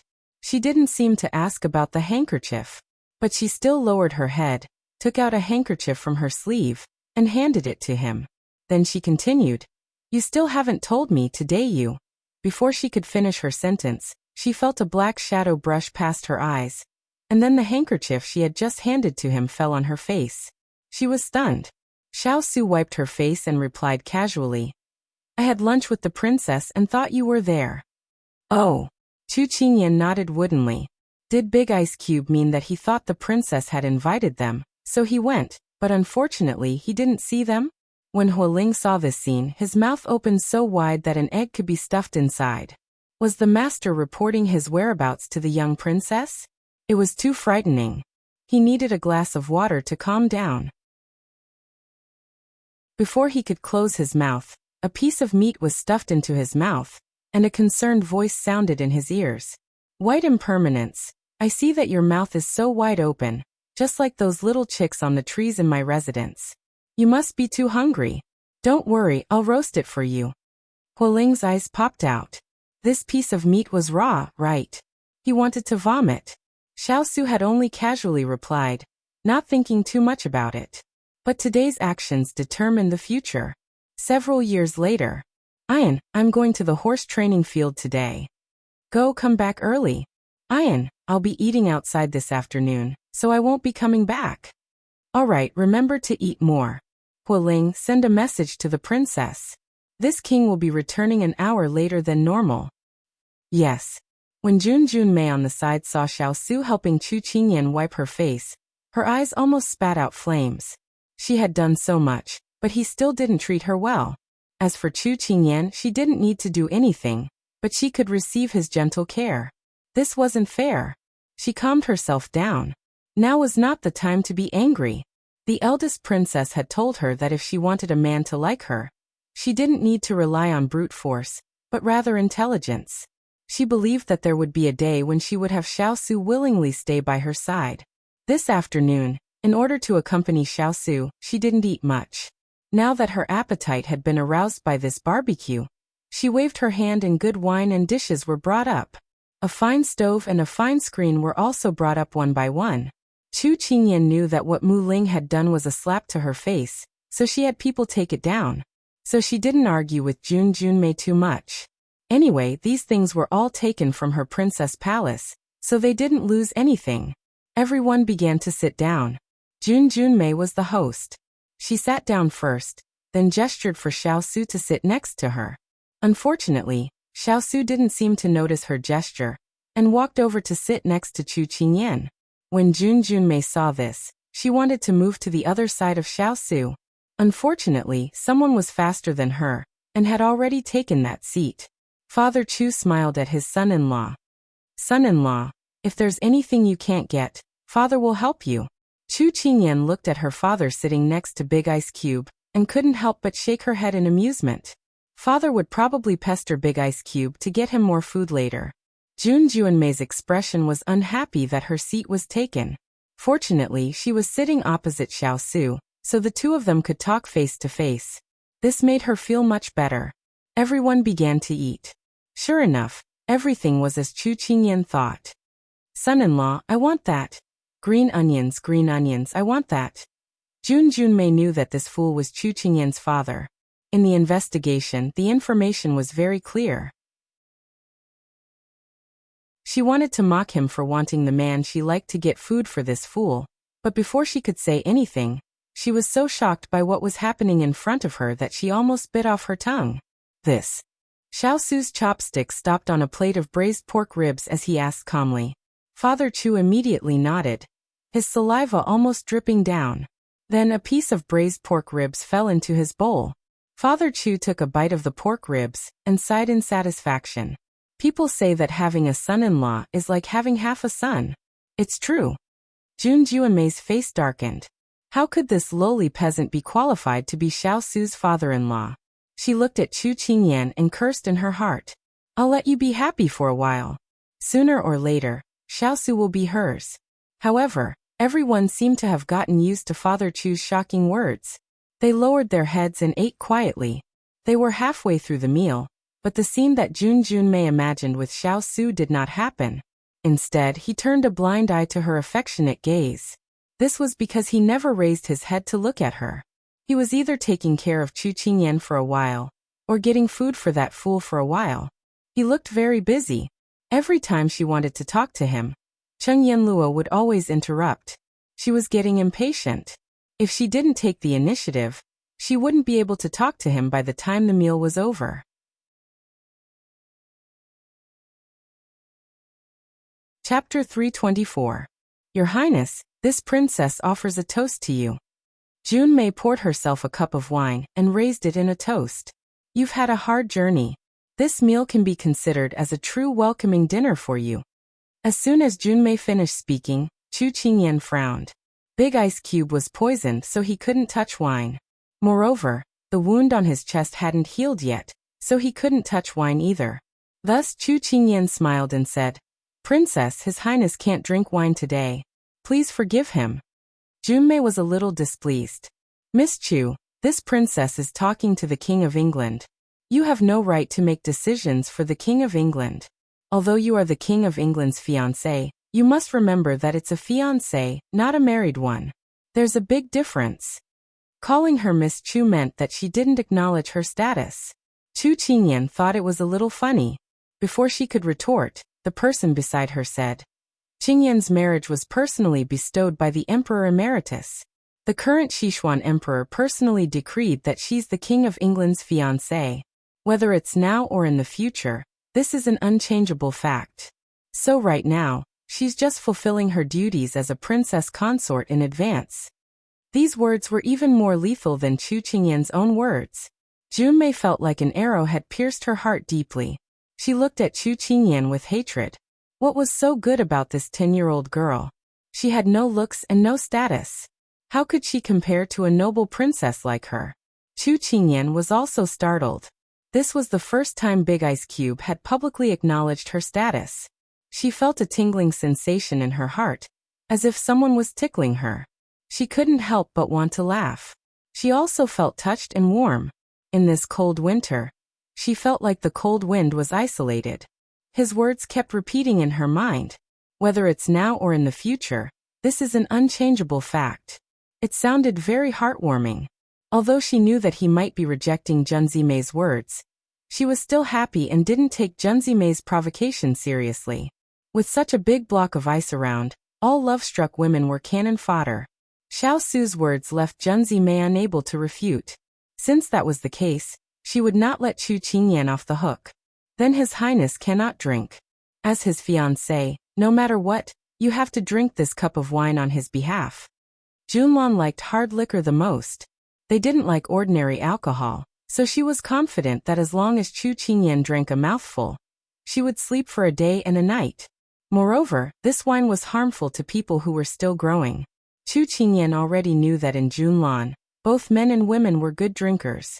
As soon as she heard Junmei's words, she guessed what she was up to. This prince can't drink, so Qingyan will take my place. Xiao Su spoke.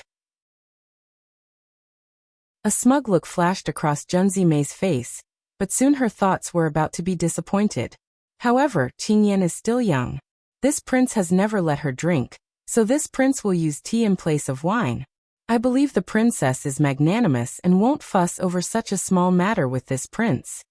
Xiao Su didn't wait for her to answer. He had already picked up the teapot and poured a cup of tea. Junzimei choked. He said not to fuss over it with him. Not to fuss over it with Chu Qingyan.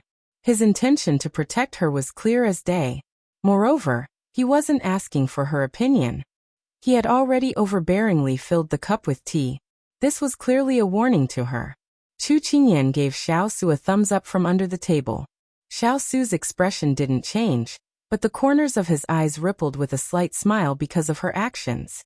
However, it only lasted for a moment and quickly disappeared. Chu Qingyan gracefully picked up the cup and smiled at Junzimei. Thank you, princess, for your hospitality. Qingyan toasts you with tea in place of wine. It was too late for Junzimei to disagree. She could only reluctantly pick up the cup and drink it in one gulp. This forthrightness made Chu Qingyan look at her in a new light. However, she quickly smiled slyly. Princess, this is my first time in Junlan, and I'm already acquainted with such a beautiful and generous princess. Qingyan is very honored. For this chance encounter, Qingyan toasts you. Chu Qingyan filled the cup with tea and raised it again. Junzimei, who had just put down the cup, heard this and her face twitched. This praise was really untrue. However, if she didn't drink it, wouldn't she be denying her beauty and generosity? Junzimei ordered the servants to pour the wine and raised the cup. Miss Chu, this princess is also very happy to have met you. If she could keep Xiao by her side, she would definitely make him regret meeting her. She had never let go of anyone who had touched her things. The two of them toasted and drank. Chu Qingyan filled the cup with tea again, and raised it with a smile. Princess, I've always thought that Sichuan was very broad and rich. However, now that I've come to your country, I realize that I was just a frog at the bottom of a well. For the prosperity of your country, let's toast. Was this person not done yet? The corner of Junzimei's mouth twitched. Although she could drink, today, in order to get Xiao drunk, she had specially ordered the servants to prepare the strongest liquor in the estate. Now, she felt as if she had shot herself in the foot. Thus, everyone was deeply impressed by Chu Qingyan's eloquence. This was because she could make a toast as high as the birds in the sky, the flowers on the ground, the sand in the residence. No matter what it was, as long as it came from her mouth, she could always come up with a perfect reason. Due to Xiaosu's presence, Junzimei didn't get angry. She couldn't get angry because Chu Qingyan was such a weirdo. Every reason she gave was flawless. After the meal, Junzimei drank most of the wine in the jar. Chu Qingyan also drank a bellyful of tea. When Xiaosu saw that the dishes on the table were almost finished, he stood up and said to Junzimei, "Princess, it's getting late. We should return to our rooms." This late lunch actually lasted until the beginning of the new moon. Although Junzimei had drunk a lot of wine, she was still sober. It's indeed getting late. However, this princess would like to have a private conversation with Miss Chu. Would Miss Chu be willing? If there's anything you want to say it tomorrow. Xiaosu refused. Junzimei smiled and said somewhat provocatively, "Is your highness worried that this princess will eat your little consort?" Xiaosu didn't answer. Clearly he didn't believe her. Seeing that Xiaosu wasn't responding, Junzimei didn't get angry. Instead, she turned to Chu Qingyan and said, "What? Are you scared? You don't dare to be alone with this princess?" Chu Qingyan wanted to go back and rest, but she didn't want to be pestered by Junzimei. She pondered for a moment, then smiled. Since princess is so kind, how could Chu Qingyan refuse? At least you know your place. Junzimei harumphed coldly, then turned to Xiaosu. Since Miss Chu has already agreed, I'm sure His Highness won't refuse to let her go. Chu Qingyan tugged at his sleeve. It's fine. I'll be back soon. Don't worry about me. Xiaosu frowned. If you go back too late, you'll drag out last night's punishment until tomorrow. Oofed. So this was what Big Ice Cube was worried about. Junzimei couldn't bear to see the two of them being surrounded by each other. Her expression immediately turned cold. Stop dawdling. This princess time is very precious. Princess, please. Chu Qingyan smiled. Junzimei harumphed coldly and led the way.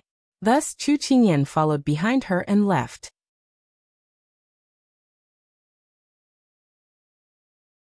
Chapter 325.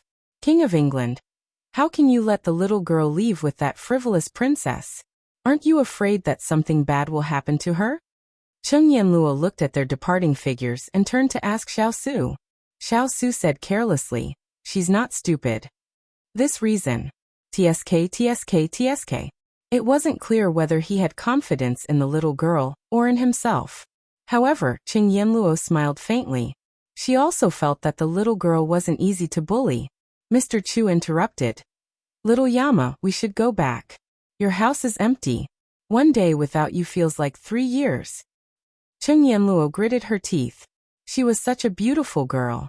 How could she have anything to do with Yama? Besides, what did Ethereal have to do with her? Xiaosu watched the group of people leave in a hustle and bustle. His hands were behind his back, and his gaze was heavy. At this time, only Xiaosu and Turin were left in the pavilion. Master, the guards of the princess residence have increased again after last night. We have too many people, and we're too big of a target. It won't be easy for us to escape, Turin said worriedly. Although the guards of the princess residence couldn't be compared with the fierce cavalry, they were outnumbered. Therefore, they were currently at a disadvantage. Let's wait a little longer. Xiao frowned. The situation was a little bad. Yes. On the other side, Chu Qingyan had already followed Gentleman Mei to the residence's garden. Although it was already winter, the flowers in the garden were blooming beautifully. It was just that they couldn't tell the species. Gentleman Mei dismissed all the maids, leaving only the two of them. Chu Qingyan, you're very bold. Aren't you afraid that I'll take the opportunity to make you disappear from this world? Gentleman Mei slowly turned around. Because of the wine, her cheeks were flushed red like peach blossoms. There was a kind of soul-stirring beauty. Chu Qingyan couldn't help but sigh. If she didn't mention her temper, she was really a pitiful girl. Beauty and viciousness intertwined on her face. She was like a yaksha at night, beautiful yet dangerous. Chu Qingyan chuckled softly, but to her surprise, Junzi Mei was displeased. Her words did not elicit fear from Chu Qingyan, but instead received a mocking smile.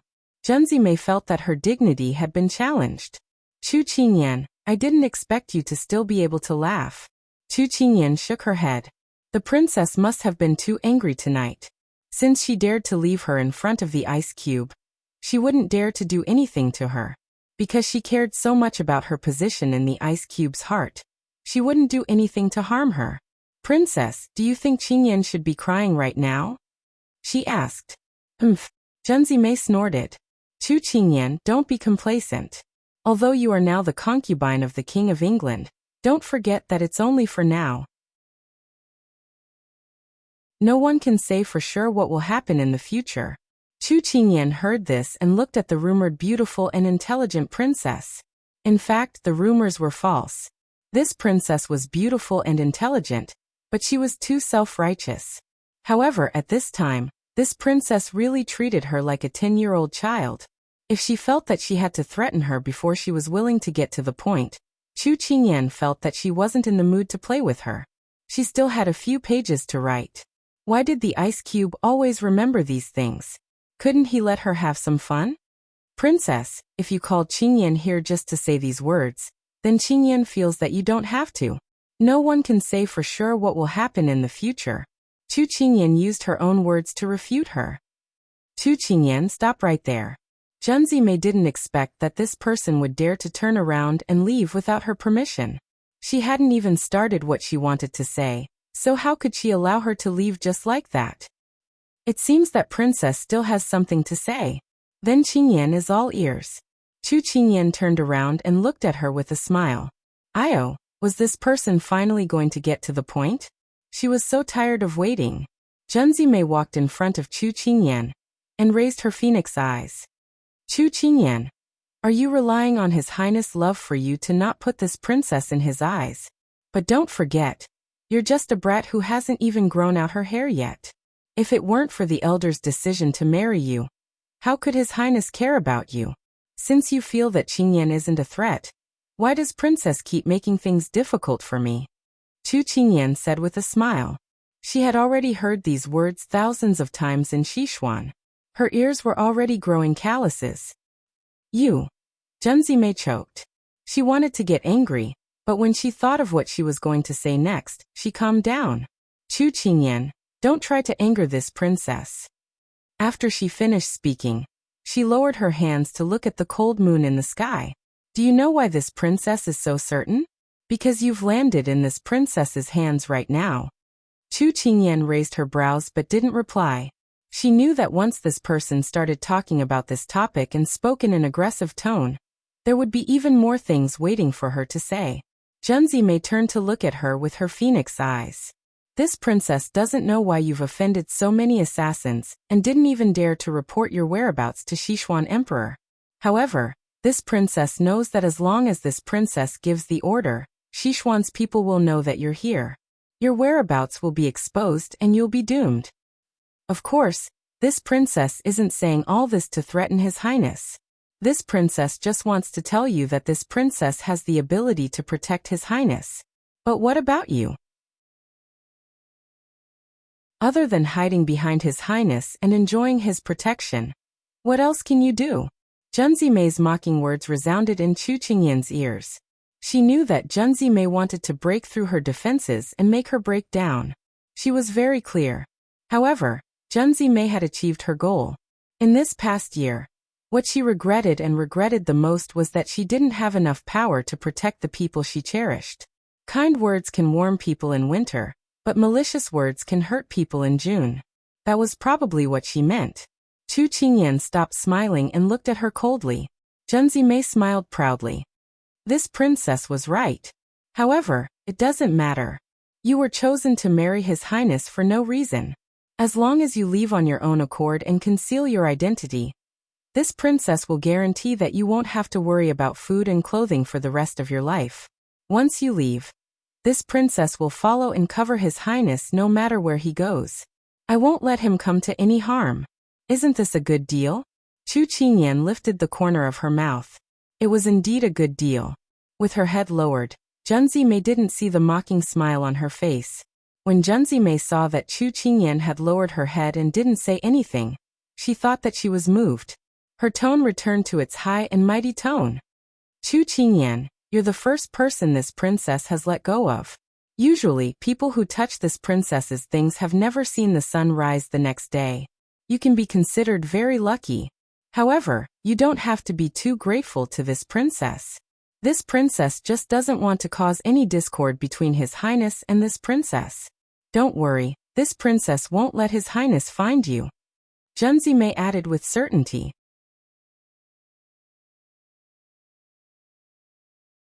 Chapter 326. These words, these scenes, they all seemed familiar. Chu Qingyan recalled that back then, when Big Ice Cube had been wrongly imprisoned, Yao Inrua had blocked the entrance to the prison and said those words to her. It was just a different soup but not the same medicine. Could it be that if you like someone, you could only use threats to achieve your goals? It seemed that this had always been the case. If it had been the 10-year-old Chu Qingyan of the past, she might have been moved by her words, but now, she was living in this body. Chu Qingyan, I'm sure you're well aware of your own capabilities. There's no need for this consort to say anything else, right? Tonight, this consort will arrange for you to leave the residence. You, princess, you're thinking too much. Chu Qingyan interrupted Junmei's monologue. What did you say? Junmei stared blankly at her as she slowly raised her head. Her clear eyes seemed to be mocking her. So not only is princess thinking too much, your hearing isn't that good either. Chu Qingyan glanced at her coldly, then smiled faintly. Princess, did you know that more than one person has said those words to me just now? I'm already immune to it. What? Someone else has said those words to you? Junmei wanted to reprimand her for her disrespect, but after hearing her words, shock and anger took over her mind. She didn't think that there would be so many people who coveted His Highness. Moreover, they dared to speak so arrogantly. Whether or not there are people, and who they are, it's not important anymore. Chu Qingyan smiled faintly as she looked at Junmei. Her tone was slightly puzzled as she said, Actually, princess, there's a question that's been bothering Junmei for a long time. Is it possible for princess to clear up Junmei's confusion? Although she didn't know what Chu Qingyan was trying to do, Junmei still agreed unhappily. What question? Why is it that when a woman admires a man, she doesn't rack her brains to make that man care about her, but instead tries to kill all the women by his side? Isn't winning that man's heart more important than getting rid of those who don't agree with her? Why are there always people who forget their roots and chase after trifles? Chu Qingyan looked at Junzimei curiously, as if she was thirsty for knowledge. When Junzimei heard what Chu Qingyan said, her face turned ugly. Even a fool could tell that Chu Qingyan was cursing her in a roundabout way. Chu Qingyan, are you tired of living? Junzimei flew into a rage out of humiliation. Hearing this, Chu Qingyan's smile slowly faded. She looked at Junzimei with a faint smile. Actually, seeing the princess's reaction, Qingyan already has an answer. Without waiting for Junzimei to respond, Chu Qingyan continued to speak. That's because these kinds of people don't have confidence, or rather, they know that the man they like won't take a fancy to them. That's why they come up with all kinds of despicable means to force other women who are lower in status than them. When the man has no flowers and plants by his side, will he take a fancy to them?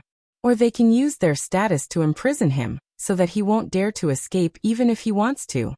This way they win. At this point, Chu Qingyan asked seriously, Princess, do you think that Qingyan is right?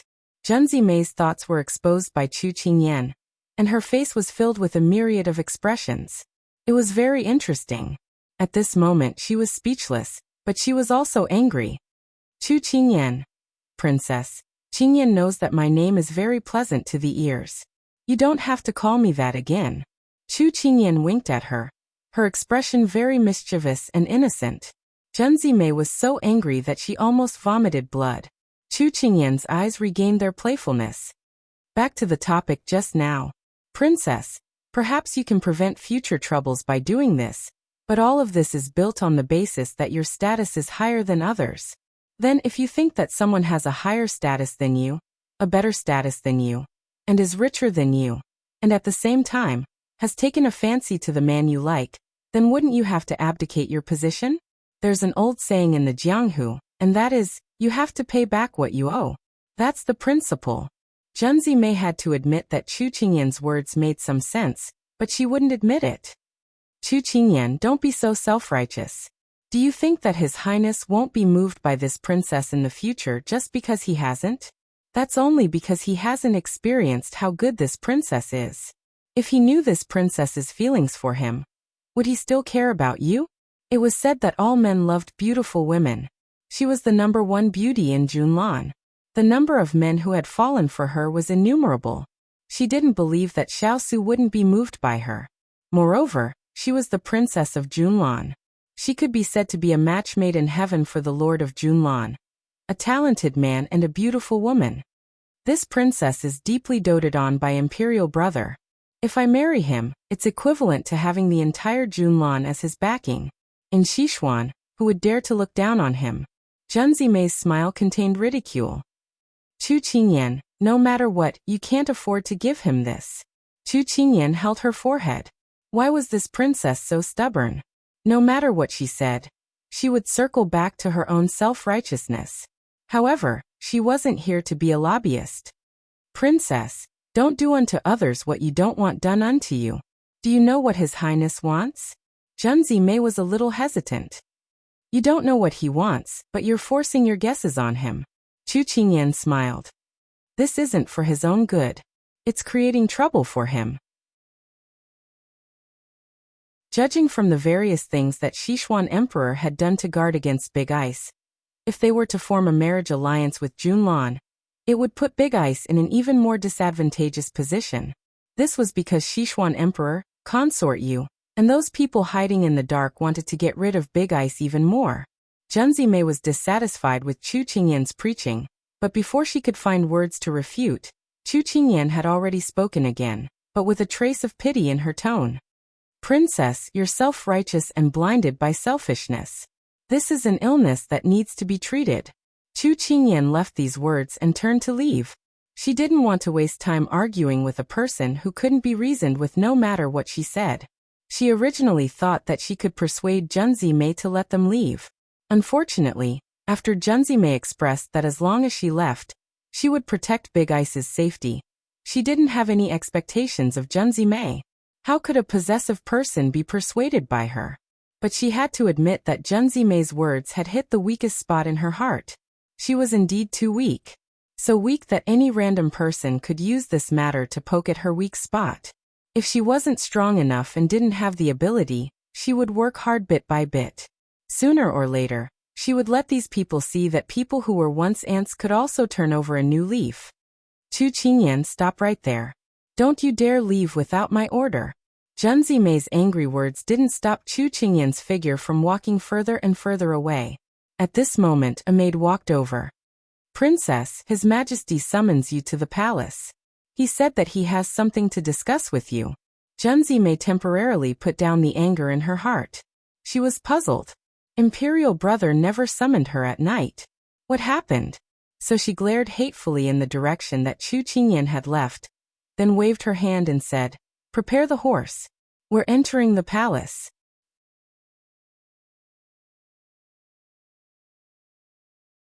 Chapter 327. The princess's residence was very efficient.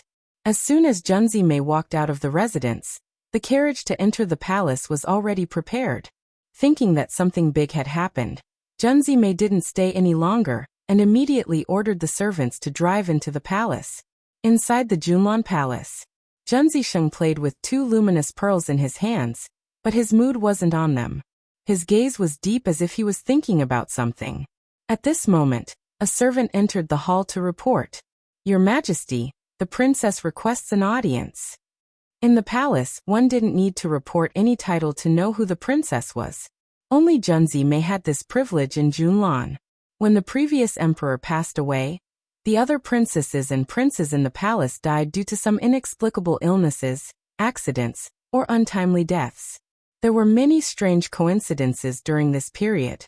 It was impossible to explain clearly in a few words. Now, among the previous emperor's children, only Junzi Mei was left except for Junzi Sheng. Let the princess in." Junzi Sheng smiled when he heard this. She was Junzi Sheng's only family member left in the palace, so he doted on her a lot. When he heard that she was here, he was in a good mood. "Imperial brother, I heard that you were looking for me?" Her voice reached him before she arrived. "Why are you still so noisy? You're already so old." Junzi Sheng deliberately scolded her with a straight face. Junzi Mei heard her imperial brother's scolding as soon as she entered. She felt wronged. "Imperial brother, don't scold me as soon as you come. I'm already so old. Shouldn't you give me some face?" Junzi Sheng laughed and shook his head. "Oh, you know that you've already grown up. You should act like a princess. Don't be so jumpy." "Isn't it good for me to be like this?" Junzi Mei was a little angry. "Don't tell me I have to be like those beauties in the harem who are all silly and pretending to be reserved. Which one of them isn't ambitious and wants to pretend to be a white lotus? Imperial brother, I'm telling you, don't arrange any instructors or nannies for me. I've had enough. Women in Junlan should live freely and freely." Junzi Sheng, who glanced at her and said, "I only said one sentence, but you refuted so much. If Imperial Father was still alive, he would have had your mouth sewn shut." "TSK, Imperial Father wouldn't be willing to do that to me." Junzi Mei snorted. He knew that his father had always doted on her. Ignoring this topic, Junzi Sheng smelled the scent in the air and frowned slightly. "Zimei, did you drink tonight?" Hearing this, Junzi Mei felt a little guilty. If she had known earlier, she would have changed her clothes and come again. However, she thought that her imperial brother had something urgent to attend to, so she didn't care about anything else. She only scattered some pollen on the road, but she didn't expect that it still didn't escape her imperial brother's nose. She coughed lightly and nodded. "I drank a little." Then she immediately changed the topic. "Imperial brother, didn't you call me over because you have something important to tell me? What is it?" Junzi Mei's excuse to change the topic was not very clever. How could Junzi Sheng not see it? However, he did not have time to care about her drinking at this time. After all, what he was going to tell her next was more important. "Zimei, you're already 16 years old. Women in Junlan will start looking for a husband when they become of marriageable age at 15. Last year, Imperial Father was critically ill and couldn't take care of you. However, you also said that you weren't in a hurry. Now that Imperial Father is no longer here, your eldest brother is like a father. It's time for me to take care of this important matter in your life." Junzi Sheng looked at his slender and elegant younger sister in front of him, and suddenly felt as if he had a younger sister who had just grown up. "I don't know if there's a man you like, or rather, what kind of man do you want to be your husband? Your imperial brother can make the decision for you," Junzi Sheng said with a smile. When she heard this, Junzi Mei's face immediately flushed a little because a person's appearance appeared in her mind. Her heart thumped wildly, as if there was a little rabbit in it. It made her heart beat faster. In the princess's residence, as soon as Chu Qingyan entered the courtyard, she saw Yanluo leaning against a stone pillar at a glance. How was it? Chung Yanluo heard footsteps and turned to look at her with a hint of interest. With this princess consort's glib tongue, I'll definitely make her speechless and surrender. Chu Qingyan shrugged and replied casually. Chung Yanluo gave her a thumbs up. Well done. Of course. Chu Qingyan tugged at the corner of her mouth. Cheng Yanluo's gaze fell on Chu Qingyan's dim eyes, and she withdrew her hand with some confusion. What's wrong? Were you bullied? Sister Yanluo, which eye of yours saw me being bullied? Chu Qingyan put aside her worries and raised her eyebrows at Cheng Yanluo. Then it seems like there's something on your mind. Cheng Yanluo suddenly became excited. Quick, tell me. Why did this person look like she was taking pleasure in her misfortune? Chu Qingyan rolled her eyes, not wanting to bother with her. Cheng Yanluo chuckled when she saw this. I know even if you don't say it. You're worried about your big ice cube's health. Am I right? She didn't deny it. After being detained in the princess residence yesterday, she hadn't stopped worrying for a moment. In her heart, every day that they were delayed was equivalent to wasting a day of Big Ice Cube's life. She had asked Huiling, and he said that the princess residence was heavily guarded. With their abilities, it wouldn't be difficult to escape. However, it would be difficult to attract the attention of the Junlan Kingdom and attract pursuers. Coupled with the enemies of the Sichuan Kingdom, the journey would be even more difficult. She had been worried that the road to the Jiang Kingdom would change, but she didn't want to be surrounded by disasters. Chu Qingyan leaned against the stone pillar with a blank expression. Sister Yanluo, I'm scared. Don't be afraid. Even if the sky falls, there are tall people to hold it up. Let nature take its course. Cheng Yanluo sighed and reached out to pat her shoulder. Chu Qingyan forced a smile. Hopefully, that would be the case. I'm going to grind some medicine. You stay here and don't think too much. Cheng Yanluo remembered that she still had medicine to develop. She reminded her a few more times before leaving. Not long after Cheng Yanluo left, Ethereal's figure appeared in the corridor. Chu Qingyan called out to him. Ethereal glanced around her, but to no avail. He bowed in disappointment. Little Princess Consort. Chu Qingyan read his mind and smiled. You're looking for Sister Yanluo, right? She's gone to grind the medicine. Ethereal smiled. Thank you, Little Princess Consort. Chu Qingyan watched Ethereal's figure leave quickly. She couldn't help but smile faintly. These two enemies were chasing each other. It was quite lively. She glanced at the night sky again. Her mood was dull, so she turned around and opened the door. When she returned to the room, she saw a black shadow on the floor. She thought that Big Ice Cube was worried about her and had ordered Turin to come. Hence, she didn't think too much and said, What did His Highness ask you to say? I've been very obedient. I didn't cause any trouble. Very obedient? You didn't cause any trouble? A deep and pleasant voice sounded. Chu Qingyan was slightly taken aback. Then, she looked pleasantly surprised.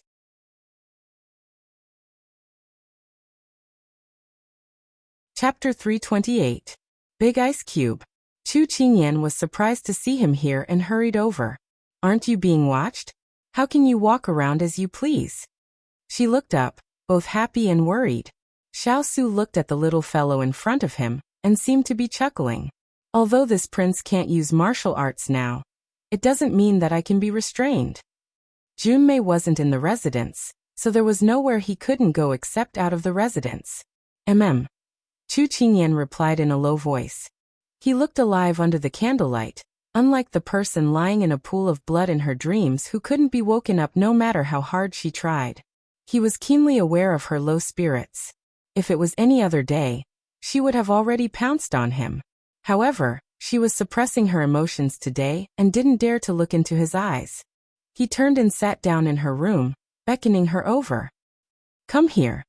Chu Qingyan hesitated for a moment before slowly moving over. Xiao Su didn't rush her and let her go. Tell me, what are you thinking about? He only spoke softly when the little tortoise moved to his side. The little fellow was acting a little strange. He was sitting while she was standing, so they were looking at each other at the same level. I'm not thinking about anything. Chu Qingyan forced a smile. Your smile is too fake. You can choose not to smile. Xiao Su exposed her mercilessly. Chu Qingyan was discouraged. With this big ice cube around, she didn't even need to pretend anymore. She took a step back and tried to calm down before looking up at him. Maybe I'm not used to the environment here. You don't have to worry. Xiao Su didn't believe her and pulled her in front of him. He frowned and wanted to tell her if there was something wrong, but when he saw her reddened eyes, he compromised. Are you afraid? Afraid? She heard Yen Luo say this to her tonight, and now she heard the big ice cube say it to her. Was she that obvious? She wanted to hypnotize herself, but the uneasiness in her heart was aroused again. She couldn't help but wrap her arms around his neck and press her forehead against his neck. She didn't dare to admit the strong worry and fear in her heart. Yes, she was afraid. He was afraid that he would be trapped in the princess's residence and could not escape. If he was lucky enough to escape from the princess's mansion, he was afraid that some tigers and wolves would appear on his way to the Jiang kingdom. If they reached the Jiang nation safely, they might not be able to obtain the ice crystal flower. What if he successfully obtained the ice crystal flower, but was afraid that the passionless grass was nowhere to be found?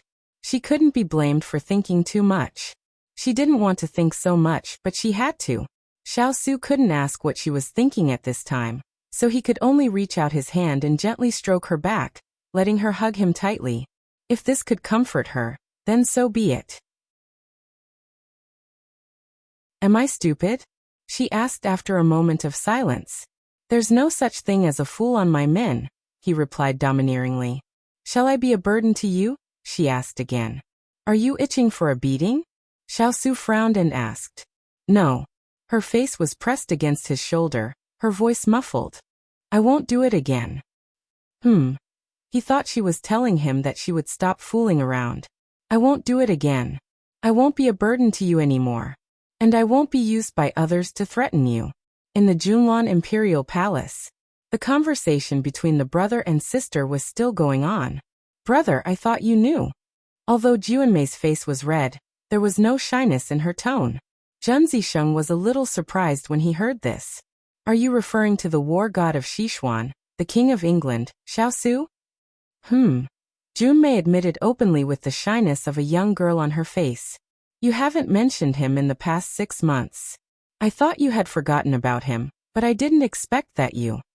Zhen Zisheng didn't continue. Brother, just because I didn't mention him doesn't mean that I don't like him. In the past 6 months, she had put in a lot of effort to plant people in Sichuan just to find out about him. Now that she had succeeded, it proved that everything she had done was worth it. Zhen Zisheng sighed. Xiao Su is second to none in terms of ability and talent. It's just that I've told you a long time ago that you can't control someone like him. Moreover, I don't think highly of his status in Sichuan. If you marry him, you'll only harm yourself. Moreover, his whereabouts have been unknown recently. Maybe he's been framed. As soon as he finished speaking, Junmei retorted. Brother, you're looking down on me too much. If I meet him, I just need some time, and he'll definitely fall head over heels for me. Junmei made a solemn vow. Zhen Zisheng frowned, but quickly relaxed. Junmei, I know you've always admired hot-blooded men, but Xiao Su isn't a good match for you. When Imperial Father was still alive, I promised him that I would carefully select a good man with a family background similar to yours. He won't be any worse than Xiao Su. Junmei didn't take her brother's advice seriously. After returning from the battlefield, her brother knew that she liked Xiao Su. He would often earnestly persuade her, and she was tired of listening to him. I don't believe there's anyone better than Xiao Su in this world. Zhen Zisheng smiled. How could there not be? Today the court officials mentioned this matter. The Nansong Crown Prince is a man of striking appearance, skilled in both civil and military matters. When he was young, he trained in the army. He's brave and skilled in battle. Everyone in Nansong praises him as a good man. Many women adore him. Now that he's at the age of choosing a consort, he's a good match for you. If the two of you can marry, it'll be a wonderful thing. I'll be relieved. The Nansong Crown Prince.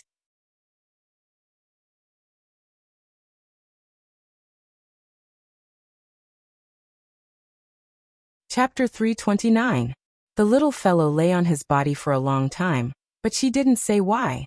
Xiao Su felt that it was because he spoiled her too much, which led to her being so fearless. Big Ice Cube, when can we leave this place? Chu Qingyan got off his body and asked after calming down. Soon. He patted her head, indicating that she shouldn't worry. Big Ice Cube's words had always been her stimulant. As long as he said it, she would believe it. Big Ice Cube, go back and rest. Your body should rest more. Chu Qingyan pushed him, making him get up. Xiao got up and bowed. You also have a good sleep. I will. Chu Qingyan nodded seriously. This prince will leave after watching you sleep, Xiao said lightly. Chu Qingyan couldn't help but feel that the Big Ice Cube had more and more potential to take care of people. If he had children in the future, he would probably be so meticulous. I will sleep by myself. Hurry. If you don't go to sleep, I will add 10 more big words. He only knew how to threaten people. If it wasn't a carrot, it was a punishment to write big words. She hated carrots the most in her life. But who asked him to be the boss? So Chu Qingyan obediently lay down on the bed. Xiao sat by the bed and helped her tuck in the blanket. Big Ice Cube. Close your eyes and sleep. Oh. After she obediently closed her eyes, she still wanted to complain in her heart, but she suddenly fell into darkness. He quickly lost consciousness. His hand left her temple. Xiao looked at her deeply. Although she didn't say it, he couldn't not know that she hadn't slept well for a long time. In the carriage, she tossed and turned, unable to sleep. In the princess residence, it was still the same. A faint green color had already appeared under her eyes. The person who was supposed to be growing was worried and restless. When he saw her at the pavilion today, he was a little worried, so he appeared in her room tonight. She should have a good sleep. After leaving the room, Xining stood there quietly. If there's nothing else, let your master sleep until she wakes up naturally, he instructed. Yes. Xining agreed without any surprise. Whether it was in the Wang Fu or on the road, she had heard many of His Highness's instructions. Xiao slowly walked back to his room step by step. Just now, when the little fellow asked him when he could leave, he answered quickly. He wasn't lying to her. His appearance in Junlan would attract Jun Juanxing's attention sooner or later. He didn't reveal too much to her, because he was worried that the little fellow would overthink things. Since barging into the princess's residence would attract everyone's attention, it would be better to strike first and wait for him to come. Even if they would be discovered in the end, they might as well take back the initiative in the meantime. The only reason he tolerated Yungmei was because he was waiting for the right opportunity. However, if it would cause the little fellow to worry, he might as well take the initiative to attack. Tell Junzi Sheng that I'll be waiting for him here. Yes. The night slowly deepened. A carriage that came out of the palace was heading towards the princess's residence at lightning speed. The carriage quickly stopped at the gate of the residence. Yungmei got out of the carriage with an angry face. Nanny Yi and the maids who came to greet her saw her unhappy face and didn't dare to say anything. They silently followed behind her. When she entered the room, Zheng Mai's anger exploded. She kicked the vase at her feet and walked to the table. She reached out and pulled the cloth. All the bottles and jars fell to the ground. She pulled out the sword on the wall and vented her anger on the screen and curtains in the room. Immediately, feathers flew everywhere. Nothing in the room was intact. Nanny Yi and the others were shocked. It was rare to see the princess so angry. However, seeing that the princess was angry, no one dared to stop her. They only hoped that she would calm down soon. After venting her anger, Yungmei threw down the sword and threw herself on the table. She began to cry. Her voice was mournful and heartbroken. Only then did Nanny Yi dare to ask, "Princess, what happened?" "Imperial brother wants me to marry that vicious Nansong crown prince. He says it's for my own good. Isn't it for the marriage alliance with Nansong Kingdom to strengthen his power?" Yungmei viciously accused. Nanny Yi was also surprised. However, she felt that His Majesty's decision was very wise. However, she didn't dare to touch her master's reverse scale. "Princess, don't be sad. His Majesty loves you so much. He wouldn't have the heart to ignore your wishes. Perhaps he really thinks that Nansong Crown Prince is good, so he asked you." Yungmei hesitated. She looked up at Nanny Yi. "Is what you said true?" Seeing that the princess was willing to listen, Nanny Yi hurriedly said, "Yes. Princess, remember when you were young, you were bullied by Princess Min. It was His Majesty who stood up to protect you and saved you from the cold pond. Because you didn't study seriously, you were punished to reflect on your mistakes. It was His Majesty who secretly sent you food. Have you forgotten? Hearing Nanny Yi's words, Youngmei recalled how Imperial Brother doted on her in the past. Whenever there was something good, he would share it with her. He never monopolized it. Even today, the princess residence that he gave her was the largest residence in the history of princesses. Imperial Brother treated her so well. How could she criticize him? You're right. I was wrong. Imperial Brother really treated me well, but I said that he used me. He must be very sad. Tomorrow, I will apologize to him. Youngmei felt guilty. Nanny Yi smiled. It's good that Princess has thought it through. However, Jungmai's expression turned solemn. Today, when Imperial Brother mentioned the Crown Prince of Nansong, I rejected him. However, it's hard to guarantee that the Crown Prince of Baitsong, Nansong, or Shitsong won't appear next time. In order to prevent this from happening, I must take action. Princess, what do you want to do? Nanny Yi had a bad feeling. I've admired Xiao Su for a long time. It's a pity that I can't mention his existence to Imperial Brother now. Otherwise, with Imperial Brother's judgment, he will definitely not allow me to be with him. However, if the rice is cooked, everything will become a foregone conclusion. Imperial Brother has always doted on me. He will not let me suffer. Youngmei didn't care if she would be scolded for being shameless after saying these words. Because in Junlan, one had to take the initiative to get what one wanted. It was the same for marriage. Princess, this. Nanny Yi looked at the princess in shock. She was speechless. Chu Qingyan is right about something. I've placed all my attention on the women around Xiao Su, but I've neglected the most important thing. Then this time, I'll make sure that Xiao Su can't get rid of me. I want to get his body first. This way, I won't be afraid that I won't be able to get his heart. With Xiao Su's personality, he won't not be responsible for me. When the time comes, even if Imperial Brother knows, he can only agree to me. Princess, it's not appropriate for you to do this. Nanny Yi hurriedly advised. Although Junlan's customs were more open than other countries, she was a princess. If this were to be leaked, it would not only damage the royal family's reputation, but also the princess's own reputation. There's no need to persuade me. There's no time like today. Youngmei had made up her mind. Call Sun Qian. I have something to instruct her to do. Xiao Su, tonight I will definitely make it unforgettable for you.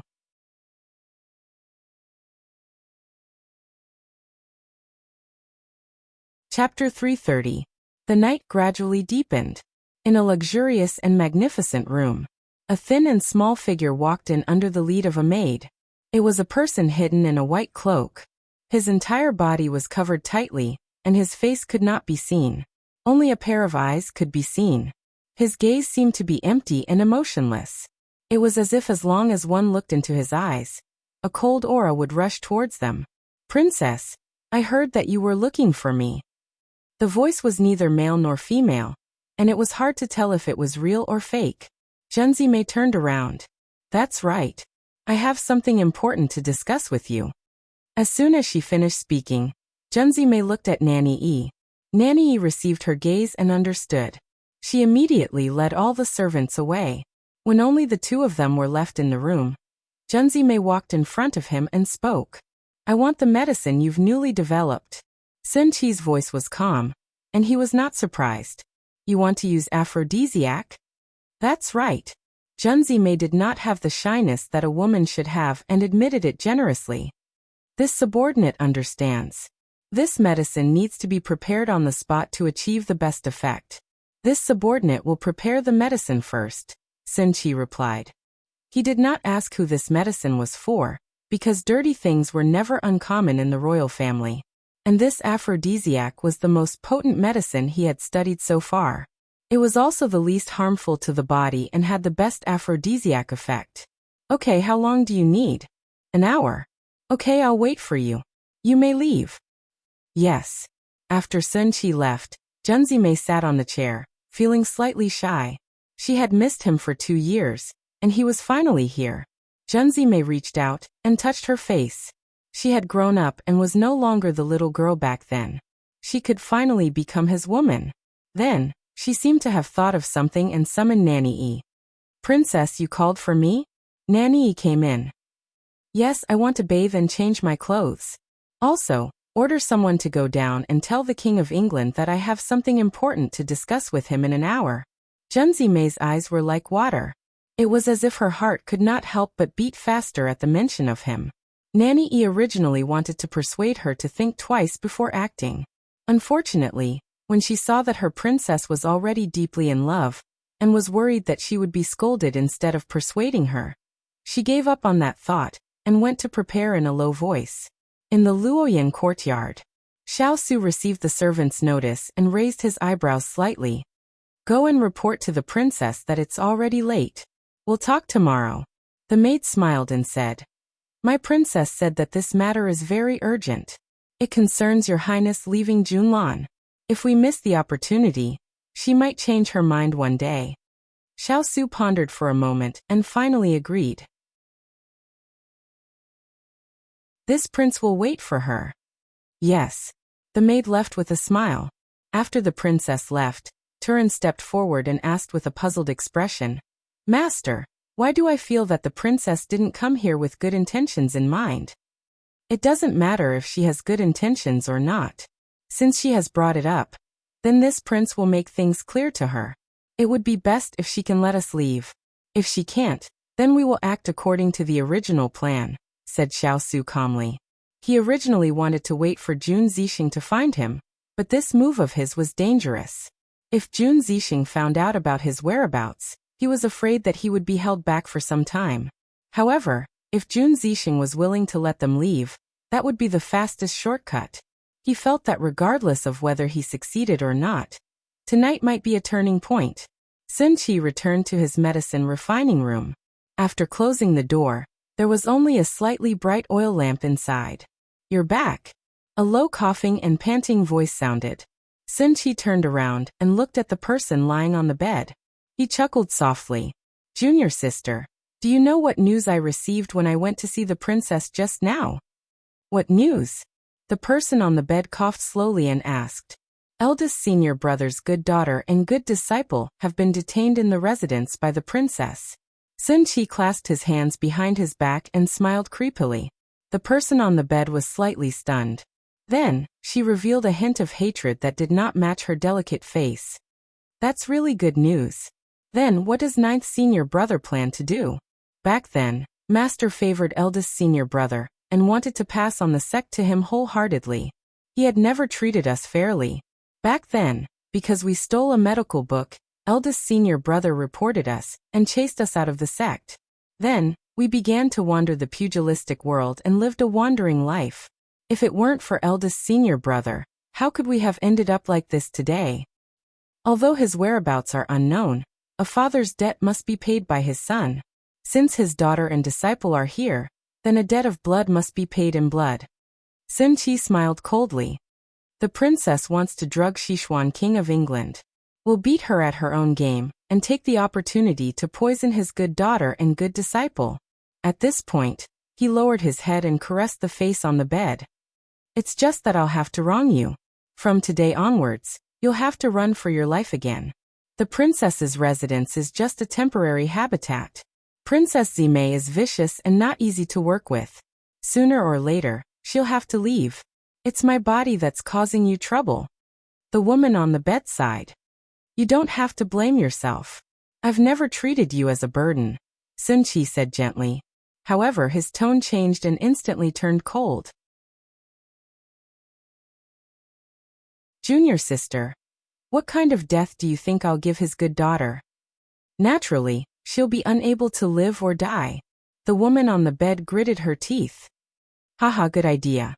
Didn't I develop another medicine recently called the Joyous Dove? It's even stronger than ordinary aphrodisiacs. However, it's not a simple aphrodisiac, but a fatal poison. When a man and a woman have sex, the poison will take effect. Moreover, I heard that these two people don't like each other. When the poison takes effect, the person will wake up. That'll truly be unable to live or die." Sun Qi's laughter was very low, so low that it made people shudder. "Senior brother, good plan. the woman on the bed said with a smile. Rest well first. I'll come and take you away later. A silver needle appeared on Sun Qi's fingertip and pierced into her acupuncture point to help her fall asleep. Okay. She had already fallen asleep. Sun Qi turned around and walked to his medicine cabinet, beginning to search for the herbs he wanted. An hour passed very quickly. He had already developed 2 types of medicine. He summoned a maidservant. Give this box of medicine to the princess. Tell her that this pill will melt when it enters water, but if it's ignited, the effect will be even better. Yes. The maidservant left. Sun Qi looked at the other box of medicine on the table and smiled coldly. He put it into his sleeve and quietly left. On the other side, Junzi Mei received the medicine box from the maidservant and also heard Sun Qi's instructions from the maidservant. She nodded thoughtfully. Nanny, help me put on makeup. Junzi Mei sat in front of the dressing table and smiled kindly. Nanny went forward and picked up a comb to help Junzi Mei comb her long hair that had just been dried. Princess, what kind of hairstyle do you want? Flying immortal bun. Back then, when she had disguised herself as a woman to look for him, she had combed her hair in that kind of bun. Therefore, she wanted to see if she could recall the bits and pieces of the 2 of them back then, just like when they first met. Princess, your makeup is done. Nanny removed the eyebrow pencil and smiled. Princess is born beautiful. It doesn't matter whether you put on makeup or not. Junzi Mei pursed the rouge on her lips and smiled gently. Let's go to Luoyan courtyard.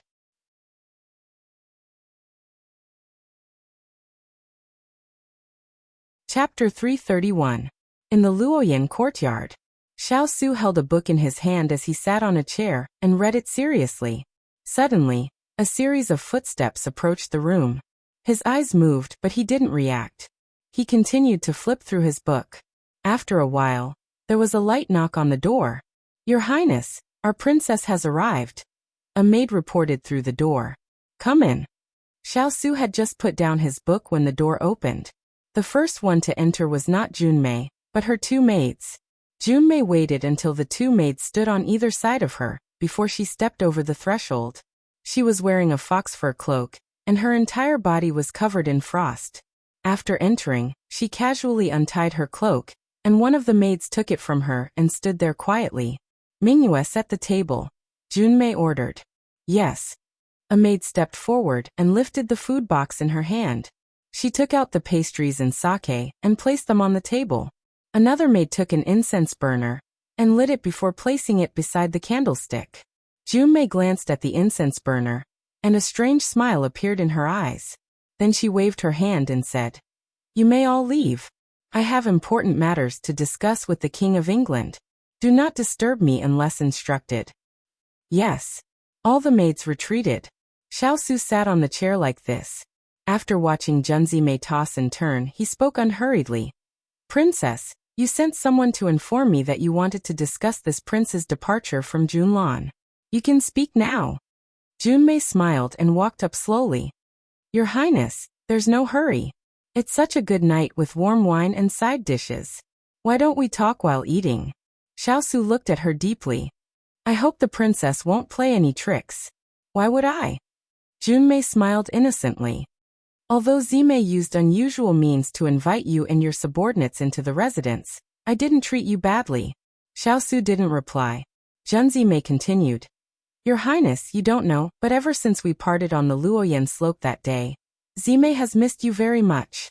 If we don't use this method, I'm afraid we won't be able to meet again in this life.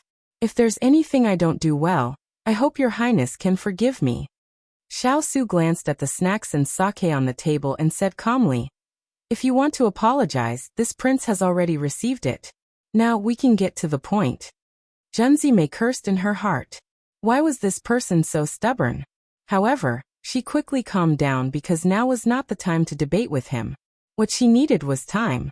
After he was drugged, it would be a different scene. Today, she deliberately wore a long red gauze dress. The heater in the room dispelled the cold. Even if she wore a thin gauze dress, she didn't feel cold. She walked gracefully to the table and sat down. She twisted her waist charmingly, and her eyes were glued to Xiao Su's body. She reached out to take the wine pot. The sleeves were made of hollow patterns. When she raised her hand, the gauze slid down to her small arm, revealing a large area of glowing jade skin. The patterns on her elbow were faintly discernible, and one could see the white jade skin under her clothes.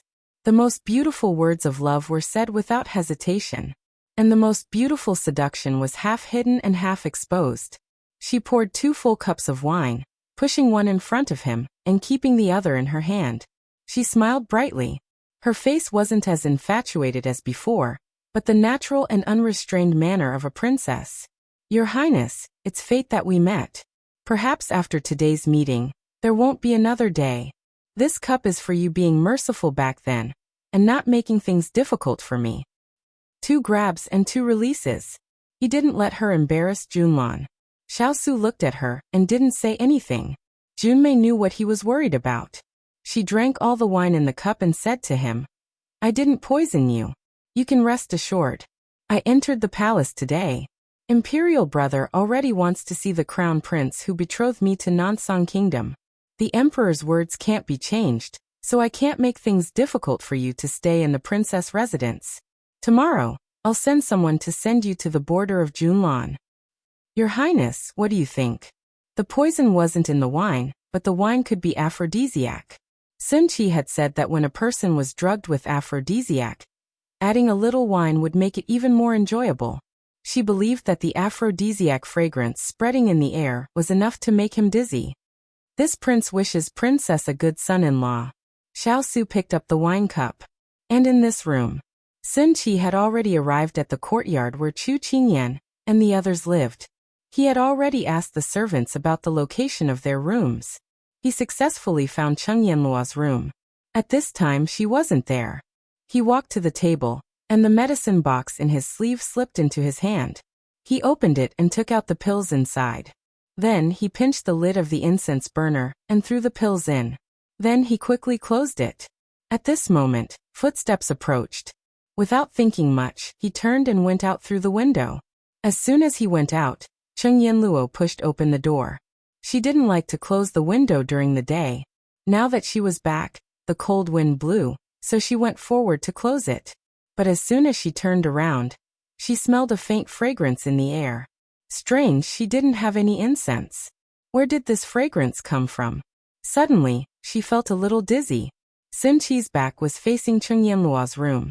He revealed a smug smile, then quickly went to another room. Ethereal was reading a medical book at this moment when he suddenly heard a knock on the door. Young Master Ethereal, Miss Cheng wants to see you. A female voice sounded outside the door.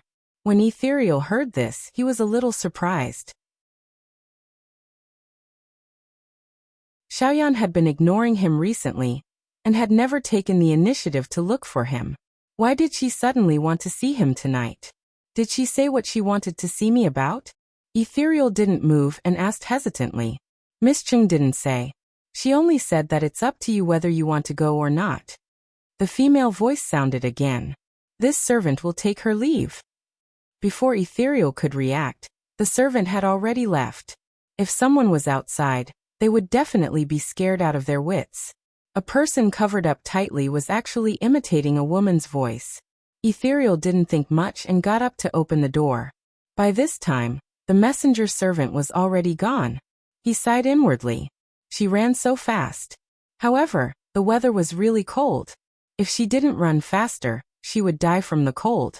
He turned around and closed the door, then walked toward Cheng Yanluo's room. Xiaoyan had tormented him all the way here. She didn't even let him rest in the middle of the night. Didn't she know that a man and a woman couldn't be alone in a room? Also, it was the middle of the night. Her sense of crisis was too weak. He had to teach her a lesson in the future. However, as soon as this thought flashed through his mind, his heart twitched slightly. He didn't know if he would have a chance to tell her this in the future. If she still refused to forgive him, he was afraid that after this trip to the Jiang Kingdom, they wouldn't be able to see each other again. He walked to her room with a belly full of thoughts, and raised his hand to knock lightly on the door. However, there was no response for a long time. He frowned slightly. The candlelight inside was clearly still lit. Was she not in? Xiaoyan, it's Morongju. Are you in there? He knocked on the door again. Then he seemed to hear something fall to the ground, followed by a flurry of footsteps coming toward him. Before he could withdraw his hand, the door was already opened. At this moment, before he could see her face clearly, he felt a gust of hot air on his face. A pair of vine-like hands wrapped around his neck. "I've missed you for many years." Morongju. Ethereal trembled all over.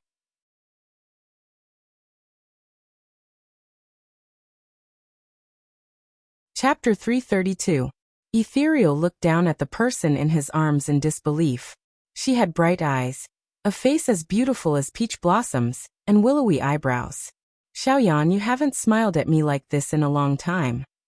His voice was choked with emotion. The things that he had gotten used to in the past were hard to come by now.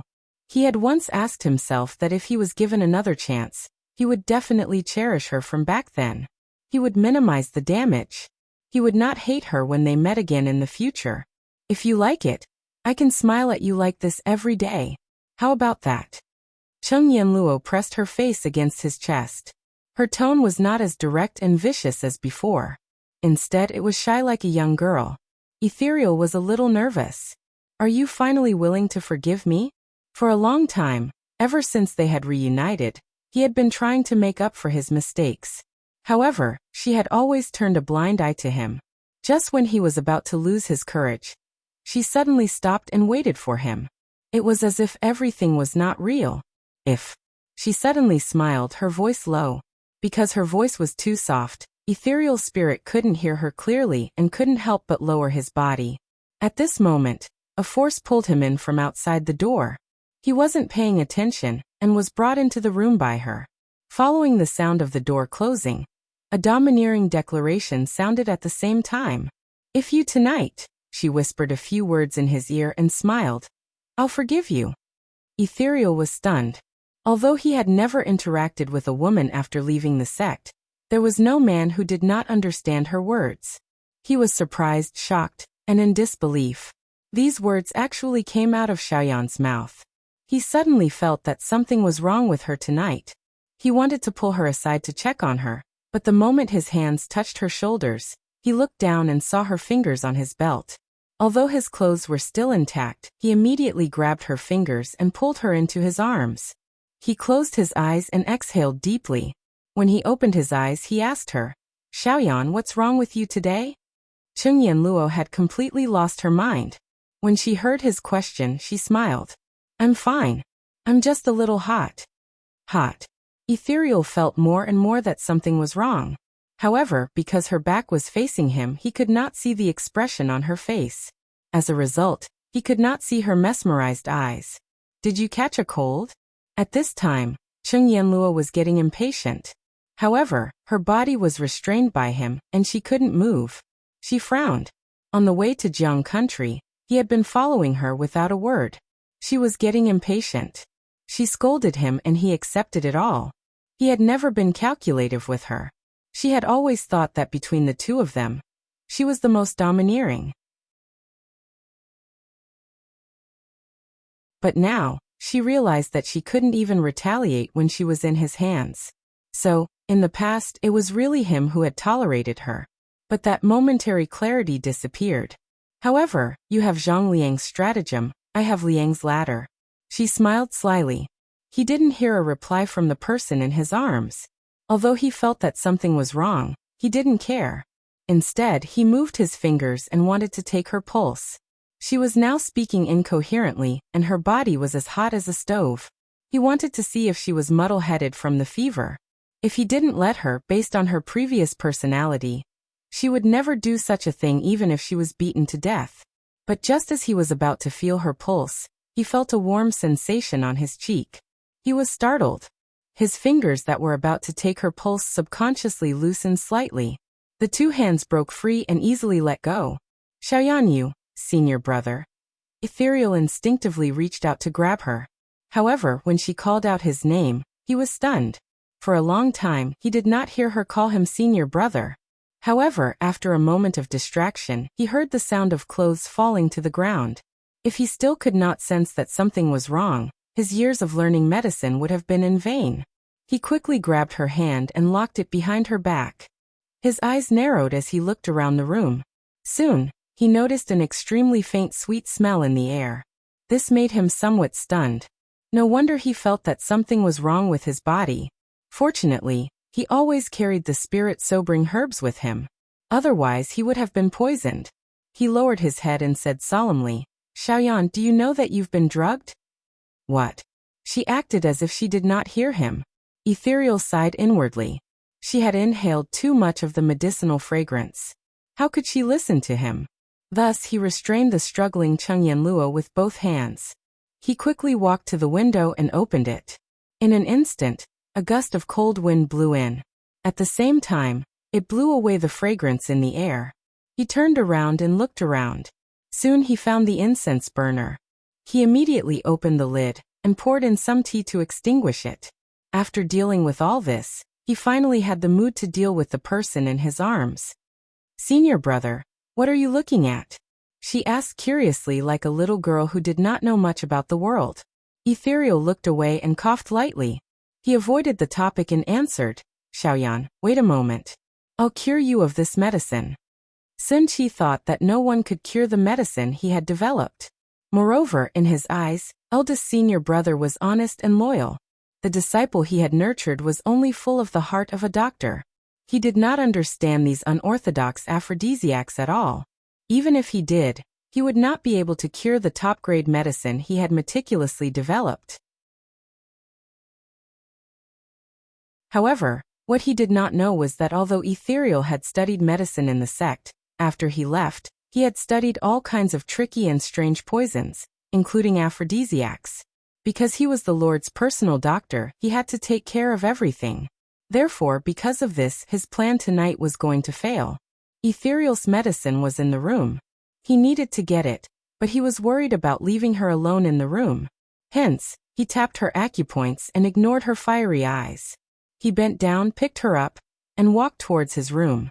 Mr. Chu, who was feeding his wife medicine, saw the two of them in the corridor through the window and smiled slyly. "Madam Dan, I see someone about to do something bad. You're spouting nonsense again." Mrs. Chu shook her head and laughed. "I'm not spouting nonsense," Mr. Chu replied aggrievedly. "Wife, you have to believe me. What I said is true. I clearly saw." At this point, Mr. Chu wisely chose to shut up. Hollow and little Yama were both thin-skinned. He could not say it out loud. Otherwise, when they dug a hole in the ground, he would have to help them find a shovel. Wouldn't it be not worth it? However, he was gratified to see them like this. Mrs. Chu looked at her husband's sneaky smile, and could not help but shake her head and let him go. After finding the medicine in the room, Ethereal fed it to her. Then he watched her slowly close her eyes as if she had fallen asleep. It had been a long time since he had seen her so quiet. Kongling raised his hand to cover her face. His gentleness was tinged with pity. "Xiaoyan, I won't take advantage of you.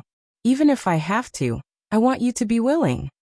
Her tightly shut eyes trembled slightly, but eventually returned to normal. At this moment, Turin's voice sounded outside the door. "Ethereal, are you there?"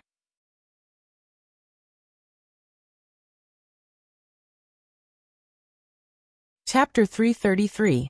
Ethereal retracted his hand, glanced at the person on the bed, then turned to leave the room. "Why are you here instead of taking care of Master?"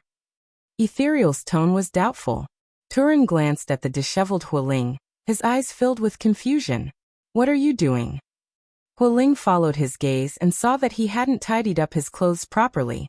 In order to quickly give Xiaoyan the antidote, he had only casually put on his clothes. Now that Tu Ling had seen him, he gave a low cough before tying his belt. "That's not important. Instead, why are you here?" Turin didn't ask further. He frowned, his eyes filled with worry. Just now, the princess brought people to Wild Goose Courtyard to look for Master, but she chased everyone out of the courtyard and didn't let anyone near. The courtyard is surrounded by the princess's elite guards. I'm worried that the princess will do something to Master. Ethereal immediately became serious. Master is poisoned and can't use his martial arts. Otherwise, the poison will attack his heart and run amok in his meridians. That would be terrible. That's what I'm worried about too. Turin's face darkened. What's the point of discussing this here? A voice came from the room, and the door opened. Qingyan stood at the door. Turin glanced at her, then at Ethereal. His expression was very interesting. Did he discover some incredible secret? At this moment, although Ethereal felt a bit awkward, what made him unhappy was that even though Xiao Yan's body had just recovered from the effects of the drug, her rosy cheeks and watery eyes still remained.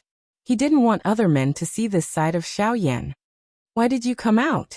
Hurry and go in," he immediately said. Qingyan averted her gaze.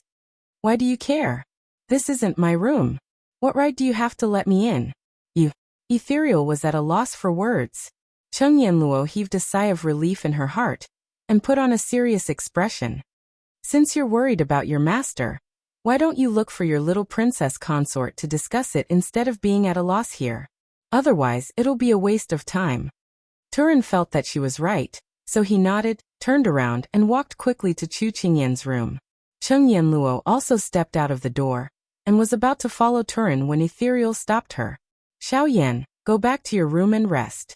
We'll take care of this. My brother-in-law is in trouble. How can I just stand by and watch? Get out of the way."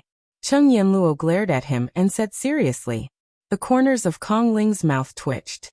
When did his master become her brother-in-law? But since she was so stubborn, he could only let her be. When they arrived at Chu Qingyan's door, Xining heard the noise and came over.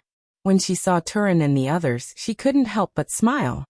"Are you looking for your master so late?" But His Highness said that no matter what happens, we're not to disturb master's rest. "Xining, little girl, your master is about to be snatched away.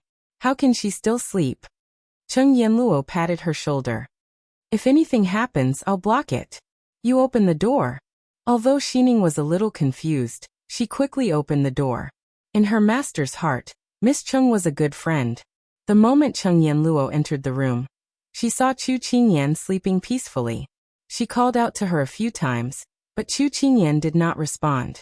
Frustrated, Qingyan wanted to rush forward and pull Chu Qingyan out of the blankets, but she was stopped by Kong Ling. "Don't call out. Master must have sealed the little princess consort's sleeping acupoint." After saying that, Ethereal gestured for Turin to unseal her acupoint. Qingyan couldn't help but smile and shake her head. This Xiao Su actually sealed the little girl's sleeping acupoint in order to let her have a good sleep. TSK. Chu Qingyan, whose acupoint had been unsealed, slowly woke up. She sleepily looked at the people in the room and asked in a daze, "Why are you all here?" "Little girl, the sky is about to fall. How can you still sleep?" Qingyan took the lead and walked to her bed, almost lifting her up. Chu Qingyan rubbed her eyes. "Didn't you say that if the sky falls, there will be tall people to hold it up? You believe this nonsense? Get up quickly. Your big ice cube might not be able to keep his chastity now." Chu Qingyan instantly woke up. "Get out, clothes." She told Turin and Ethereal to get out, while Clothes said to Xining. Qingyan's words also woke up Turin and Ethereal at the same time. Just now, they thought that Junmei was going to do something to their master, but they didn't think of that. At this moment, they were burning with anxiety. Soon the door opened again. Chu Qingyan was already dressed and standing in front of them. Standing in front of Chu Qingyan were the four spirits of earth, fire, wood and space, as well as Jin Xian. "Let's go to Luoyan courtyard first." Chu Qingyan didn't ask anything and immediately ordered. She already knew what she should know from Yanluo. As for what she shouldn't know, she would find out when she got there. Their lightness skills were excellent. Under Turin's guidance, they easily avoided the guards in the princess residence. Soon they arrived outside Luoyan courtyard. Just as Turin said, half of the guards in the princess residence had surrounded the entire Luoyan courtyard. It could be said that it was watertight. Even a fly could be seen flying in. "Ethereal and I will go and check it out first. The rest of you wait and see." Chu Qingyan made a prompt decision. "Yes." Everyone responded. This was the best solution at this time. Chu Qingyan walked over with Ethereal. The guard outside the courtyard was the blue-robed officer who had detained them outside the city gate. When he saw Chu Qingyan and her companions coming over, he immediately waved his hand to stop them. Miss, it's late at night. You should go back and rest. I know it's late at night. May I know what you're doing outside His Highness' courtyard? Chu Qingyan asked curiously with an amiable look. The blue-robed officer chuckled. I'm carrying out the princess's orders. I don't know anything else. May I know why you're here so late at night? Chu Qingyan was very disdainful of his joking, but she still had a smile on her face. She blinked and smiled. My lord's health has always been problematic. Every few nights, he needs the accompanying doctor to check his body to make sure he's fine. So tonight, it's time to take his pulse again. So I brought my doctor over. May I know if you can make it convenient? The blue-robed officer flatly rejected. My princess has ordered that no one is allowed to disturb him no matter what. If His Highness is unwell, we will go and find a doctor. I believe that the doctors in our princess residence won't be worse than your people. So please go back first. His tone was firm, not allowing anyone to refuse. Chu Qingyan narrowed her eyes. Is there really no way to make an exception? Please go back, miss. If you don't listen to my kind words, then don't blame me for being impolite. Chu Qingyan stopped smiling and looked at him coldly.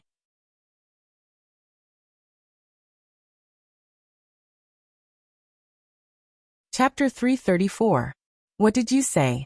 Looking at the pair of pure eyes that were instantly stained with a cold expression, the charming smile on her face immediately turned icy cold.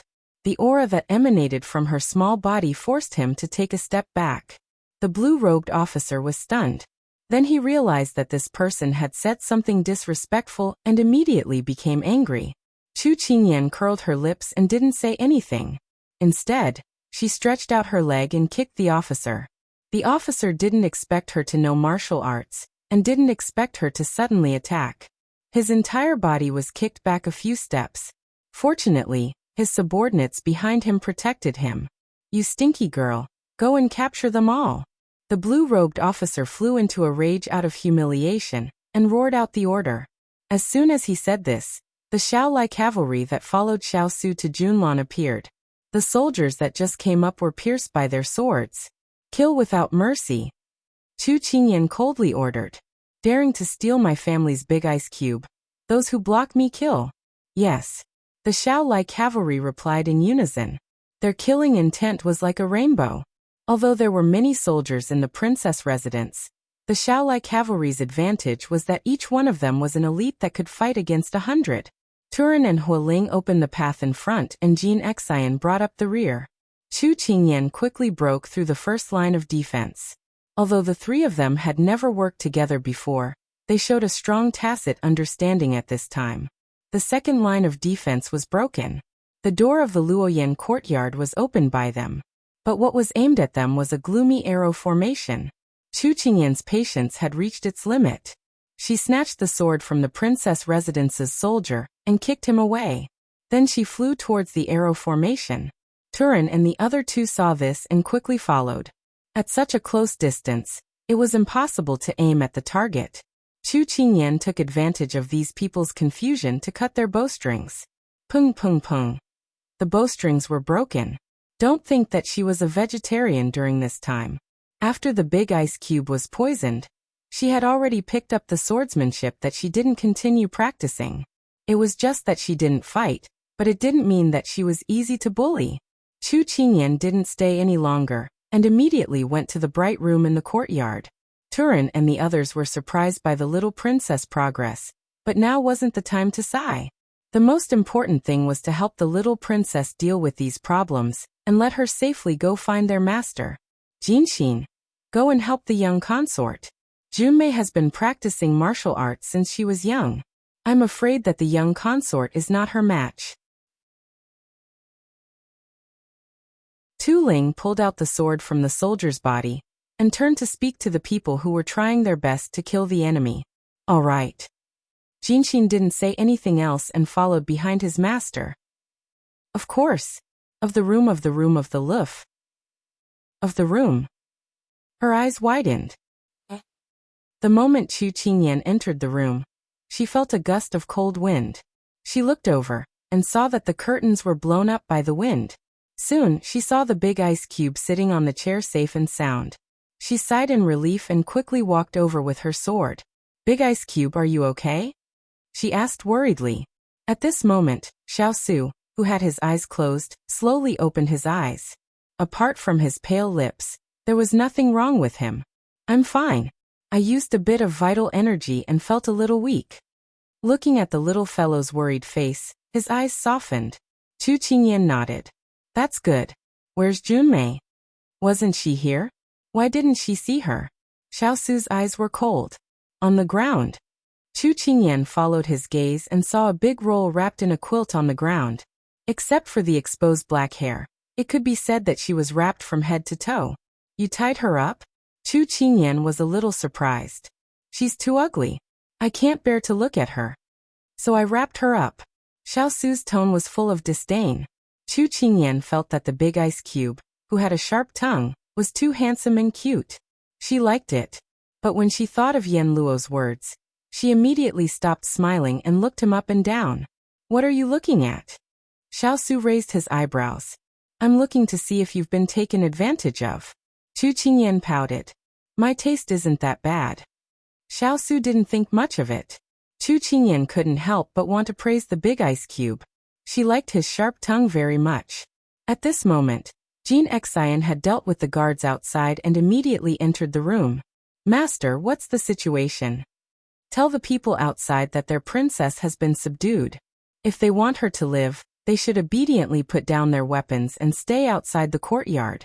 If they dare to report this, they can only wait to collect their princess's corpse. Chu Qingyan blurted out without thinking. Yes. Jean Xian glanced at the person on the ground, then looked at the two people in front of him. He immediately responded and left. After she gave the order, she turned around and met the playful eyes of the people above her. What's wrong? Chu Qingyan touched her face. Could it be that her face was stained with blood? You stole this prince's order. Xiaosu spoke truthfully. Chu Qingyan was embarrassed. I forgot. Xiaosu smiled. But you did well. Chu Qingyan was startled by his serious and teasing tone. She patted his shoulder and said angrily, You scared me. She couldn't help but lean on his shoulder as she wrapped her arms around his neck. She said in a low voice, You scared me to death. I thought that you would be taken advantage of by this trash princess. I thought I would lose you from now on. Feeling the deep fear of the person in his arms, he smiled and hugged her back. Don't be afraid, I'm here.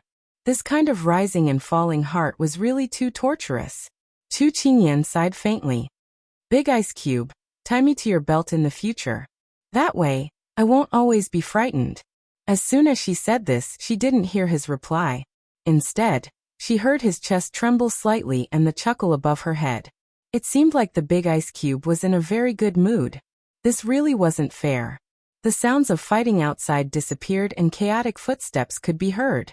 Chu Qingyan left his body and stood to the side. There were more important things to take care of right now. They didn't have time to reminisce. Turin, Huoling, and the others entered the room. Master, are you all right? Everyone asked in unison. I'm fine. Xiaosu's tone was calm. Seeing that their master was unharmed, everyone was relieved. What should we do now? Huoling asked. Let's see how Junmei is doing first. Xiaosu frowned. Ethereal wanted to go check, but Cheng Yanluo stopped him. He was puzzled and wanted to ask about it, but Cheng Yanluo glared at him. Soon, Cheng Yanluo went to check on Junmei, who was wrapped in a blanket. After Ethereal smelled the lingering fragrance in the room, he immediately understood. Was Xiaoyan jealous? Was that why she didn't want him to touch other women? At this moment, Xiaolai rode in to report. Master, there's someone who claims to be the head of the palace's internal affairs who wants to see you. Xiaosu raised his brows. What should come came.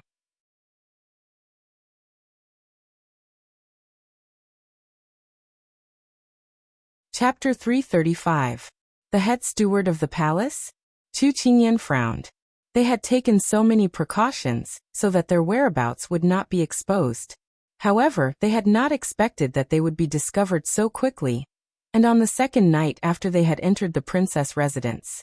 But Chu Qingyan did not know that the reason why Junzi Sheng knew their identities so quickly was because her Big Ice Cube ordered someone to reveal it. But what she wanted to know was how Big Ice Cube would deal with it. But now that he had been discovered, his only option was to show himself openly. "Let him in," Xiao said. "Yes."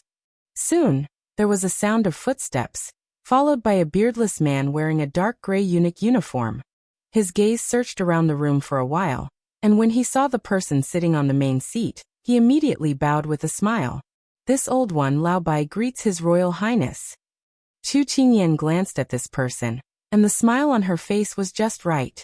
With just one sentence, she could tell that he was a scheming person. "Lao Bai, what business do you have with this prince?" Xiao looked at him indifferently. Attacking the princess residence in the middle of the night, detaining the princess, and being surrounded by a group of guards, he could still ask him what business he had with him so calmly. Lao Bai was a little surprised. It was rumored that the King of England had made a name for himself when he was young. He had overcome 5 difficulties and killed 6 generals, and was not afraid of 3 armies in the face of battle. He was a person with the nature of a wolf, and now it seemed that it was true. And even though he had been in the palace for many years, other than the previous emperor and the new emperor, he had never been intimidated by anyone who was not angry. His heart was beating like a drum, and he did not know if His Majesty's plan would work on this person. These thoughts only circled around in his mind, and he quickly smiled and replied, "His Royal Highness, it was His Majesty who knew that you were in the princess residence, and specially asked this old one to bring you into the palace. His Majesty said that he missed you very much after you parted 2 years ago, and wanted to catch up with you.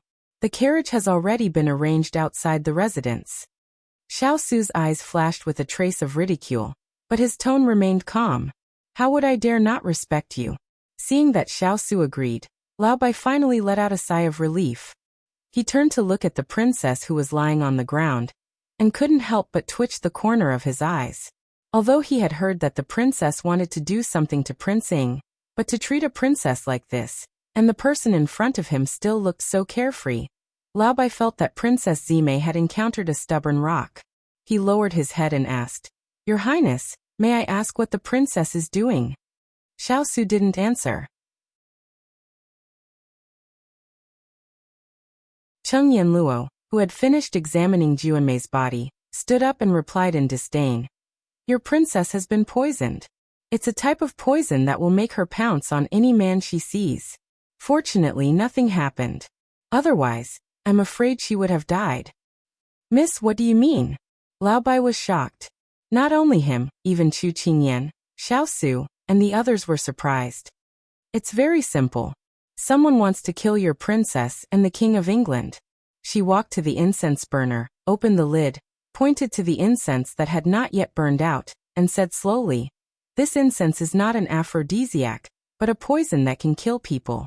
Once a man and a woman have sex, they will die on the spot." This was the same poison she had been poisoned with tonight. Then the question was, this poison was exactly the same, so it must have come from the same person. Then who wanted her and Morongju to die, and also wanted Junmei and Xiao to die? Was there any connection between the 4 of them? After saying that, she also saw Morongju frowning thoughtfully. It seemed that he was also suspicious, but it was not suitable to say it now. He had to wait until there were no outsiders present, and talk to Xiao and the little girl first. Someone is so bold to plot against the princess and the King of England. Lao Bai was angry and immediately called people in. "Watch everyone in the princess's mansion, and don't allow anyone to leave. Interrogate them one by one. We must catch the mastermind behind this." Chu Qingyan did not pay attention to what orders Lao Bai gave next. She turned her eyes to look at Junmei, who was half covered by the quilt that Yanluo had lifted because of her pulse. Although the quilt was not thin, it was not warm at all. It was enough to see her purpose today. Was she trying to seduce the Big Ice Cube? She had said so much in the garden, but she did not expect that Junmei would be awakened by her. But she also did not think that Junmei would use such a method. She said that if she really liked someone, then she should fight for that person's heart instead of targeting other innocent people. But in the end, she saw Junmei forcing the person she liked to accept her at all costs. Chu Qingyan felt that she was very sad. If she liked someone, then she would use such a method to keep him. Then it would be the most humble product of love. There was no such thing as an impenetrable wall in the world. After this incident, her reputation was ruined. Perhaps the people of Junlan were so open-minded that they did not care about a woman's reputation. Anyway, there was no need for her to feel any pity for her, because a pitiful person must have something hateful. However, she was more gratified by the good character of the big ice cube. If it were other men seeing such a living beauty, and taking the initiative to throw themselves into their arms, I'm afraid they would have already surrendered. She looked away from Junmei. This kind of person was not worthy of her attention. At this time, Lao Bai had already called people to take care of Junmei. He bowed and said respectfully, His Royal Highness, it's getting late. Let's go to the palace. As soon as Lao Bai said this, Turin, Ethereal, and the others looked worried. They had just come in and noticed that something was wrong with their master's health. They had to go to the palace before they had time to check. Based on the current situation, they could not let the cat out of the bag in front of the people of Junlan, because the other party did not know that their master could not use force at the moment. Once they found out, the balance between the two sides would be broken, and they would be in a situation where the enemy was strong and they were weak. Xiao Su did not refuse. Just as he was about to stand up, he suddenly felt his arm being hugged by a pair of hands. Then the hands gave him an invisible support.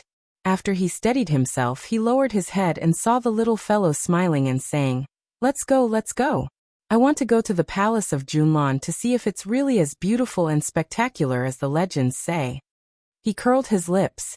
The little fellow wanted to support him. Tonight, he had used a little of his vital energy, so he was still a little weak. Going to the palace is not for fun, he said. Chu Qingyan stuck out her tongue. You guys are talking about business. I don't know anything. What can I do if not for fun? Do you want me to be so bored that grass will grow on my head again? Xiao Su did not reply, but Lao Bai looked at her in surprise. This must be the consort of the King of England. I've heard so much about you. Chu Qingyan rolled her eyes. She had been standing by the side for so long, but it turned out that she had been ignored. I've also heard so much about you. Your Majesties. Chu Qingyan smiled politely. Lao Bai felt as if a few drops of cold sweat had appeared on his forehead. Why did he feel that the consort of the King of England's smile was a little frightening? You're tuning in to the Limei's Wuxia Whispers YouTube channel. We're so grateful for your support, and don't forget to subscribe to join us on this incredible journey through captivating stories. Your generosity through donations truly makes a world of difference, as it's the primary source of revenue that allows me to expand and enhance this channel for you. Thank you from the bottom of my heart for being a part of this adventure.